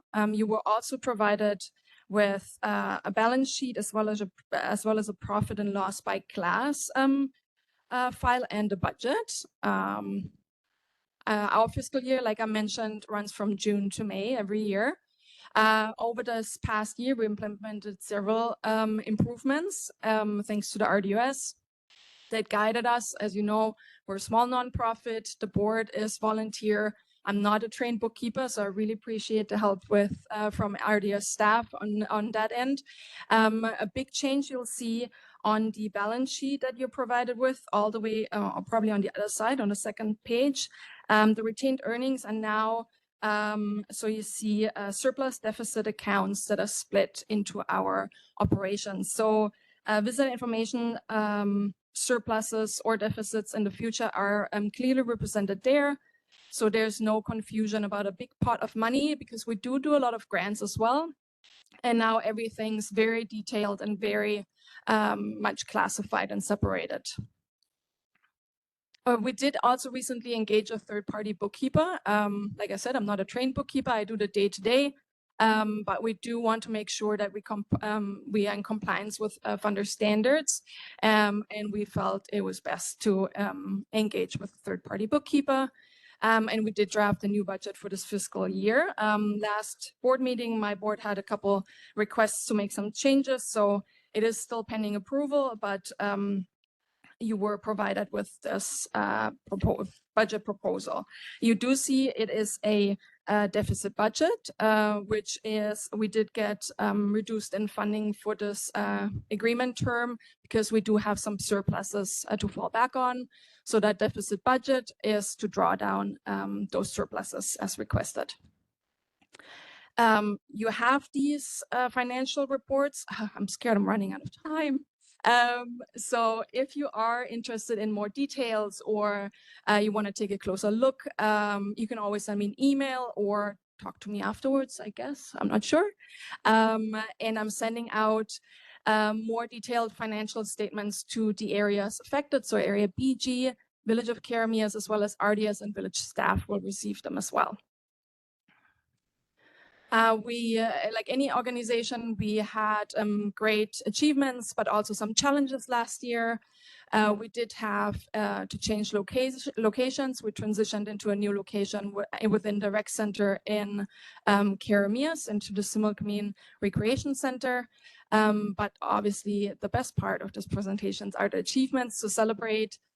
We had huge social media growth over the last few years. Last year specifically, we increased by 19.9%. We're nearly cracking the 2000s. A little bit slower growth for Instagram. Facebook is still the primary used communication tool in Caramias. We're proud that this is sustainable growth. So not a lot of paid advertisement, but people really want to know what we do and want to stay informed, and they feel like following us. They know what's happening, and we are honored that they feel that way.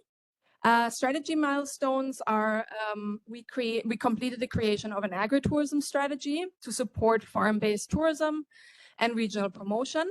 We're currently in the process of rolling that out, and we're in the final stages of creating a Caramias an area economic vitality initiative, which is more focused on the broader business community.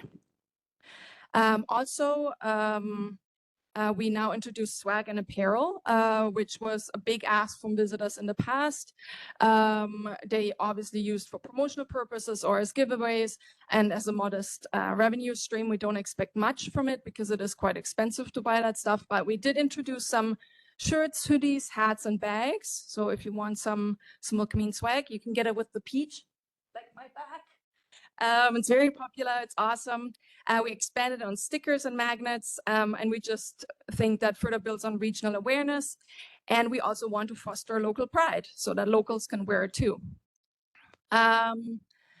A big celebration was the Keramias Light Up. We had in 2024 the largest drought since COVID, with the highest number of floats entries to date. We had, despite the abundance of Christmas events in the area, very positive feedback, and we'd always try to make the events we host unique. In this case, for example, we, amidst the postal strike, we had Santa reply to letters to kids in the Similkameen, and one from Penticton with a personal letter. So feedback was awesome. Photos came out great. It was an amazing event. And one of our proudest achievements is the Similkameen Sizzle. If you don't know it, it's Canada's only hot pepper festival, and it's hosted in Keramias. We already seen growth in the past years, but especially in 2024, because the event is free, thanks to amazing sponsors, and this funding, because it is included in the visitor services agreement. We can keep it free. Makes it hard to track attendees, but you get the overall vibe. It was hustling and bustling. It was very busy. The vendor participation doubled to 2023. So we had nearly 70 vendors last year, and we hoping to keep growing. And we see a high tourism potential for that, because people that like spicy peppers are crazy and they travel for that. So we want them to come to Keramias. So goals for this upcoming year is to improve the visitor experiences and resources for them. We want to finalize our spot, our new long-term spot for visitor services, refresh all printed and digital materials, and we want to enhance the wayfinding tools and signage throughout the valley, but especially for, of course, visitor services and key entry points to the communities. And we're hoping to create at least one self-guided tour this year. We want to secure additional funding. For that, we want to at least apply to 3 grants to further support CADA's core initiatives, primarily to support implementing strategies, and that's the agritourism strategy is one of the highest priorities coming up now.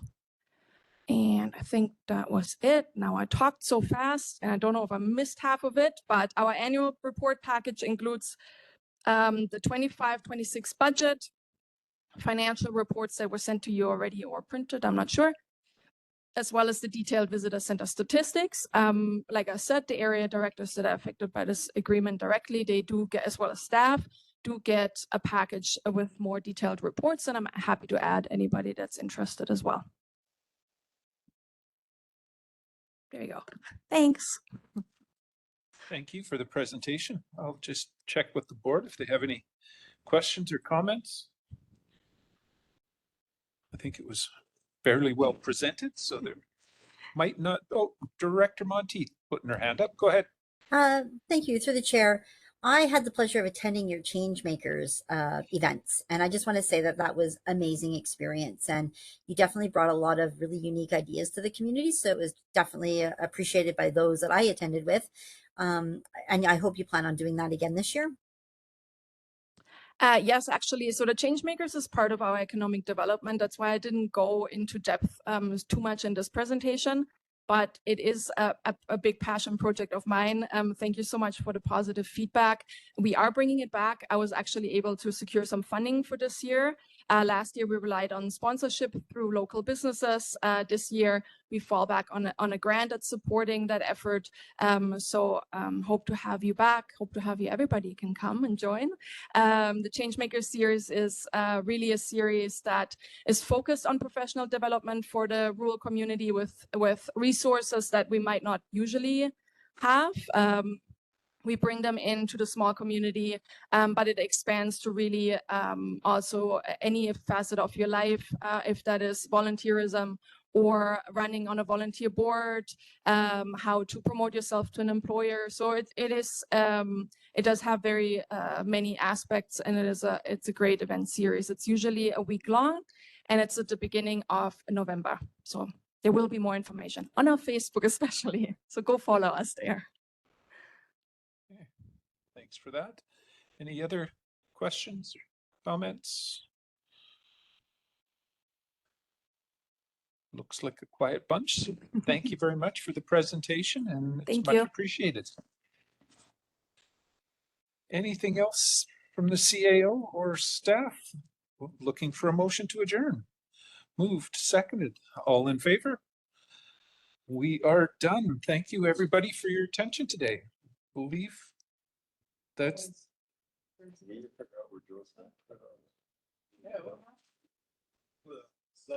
Oh, you just disappeared. Never really went. Where'd George run away to?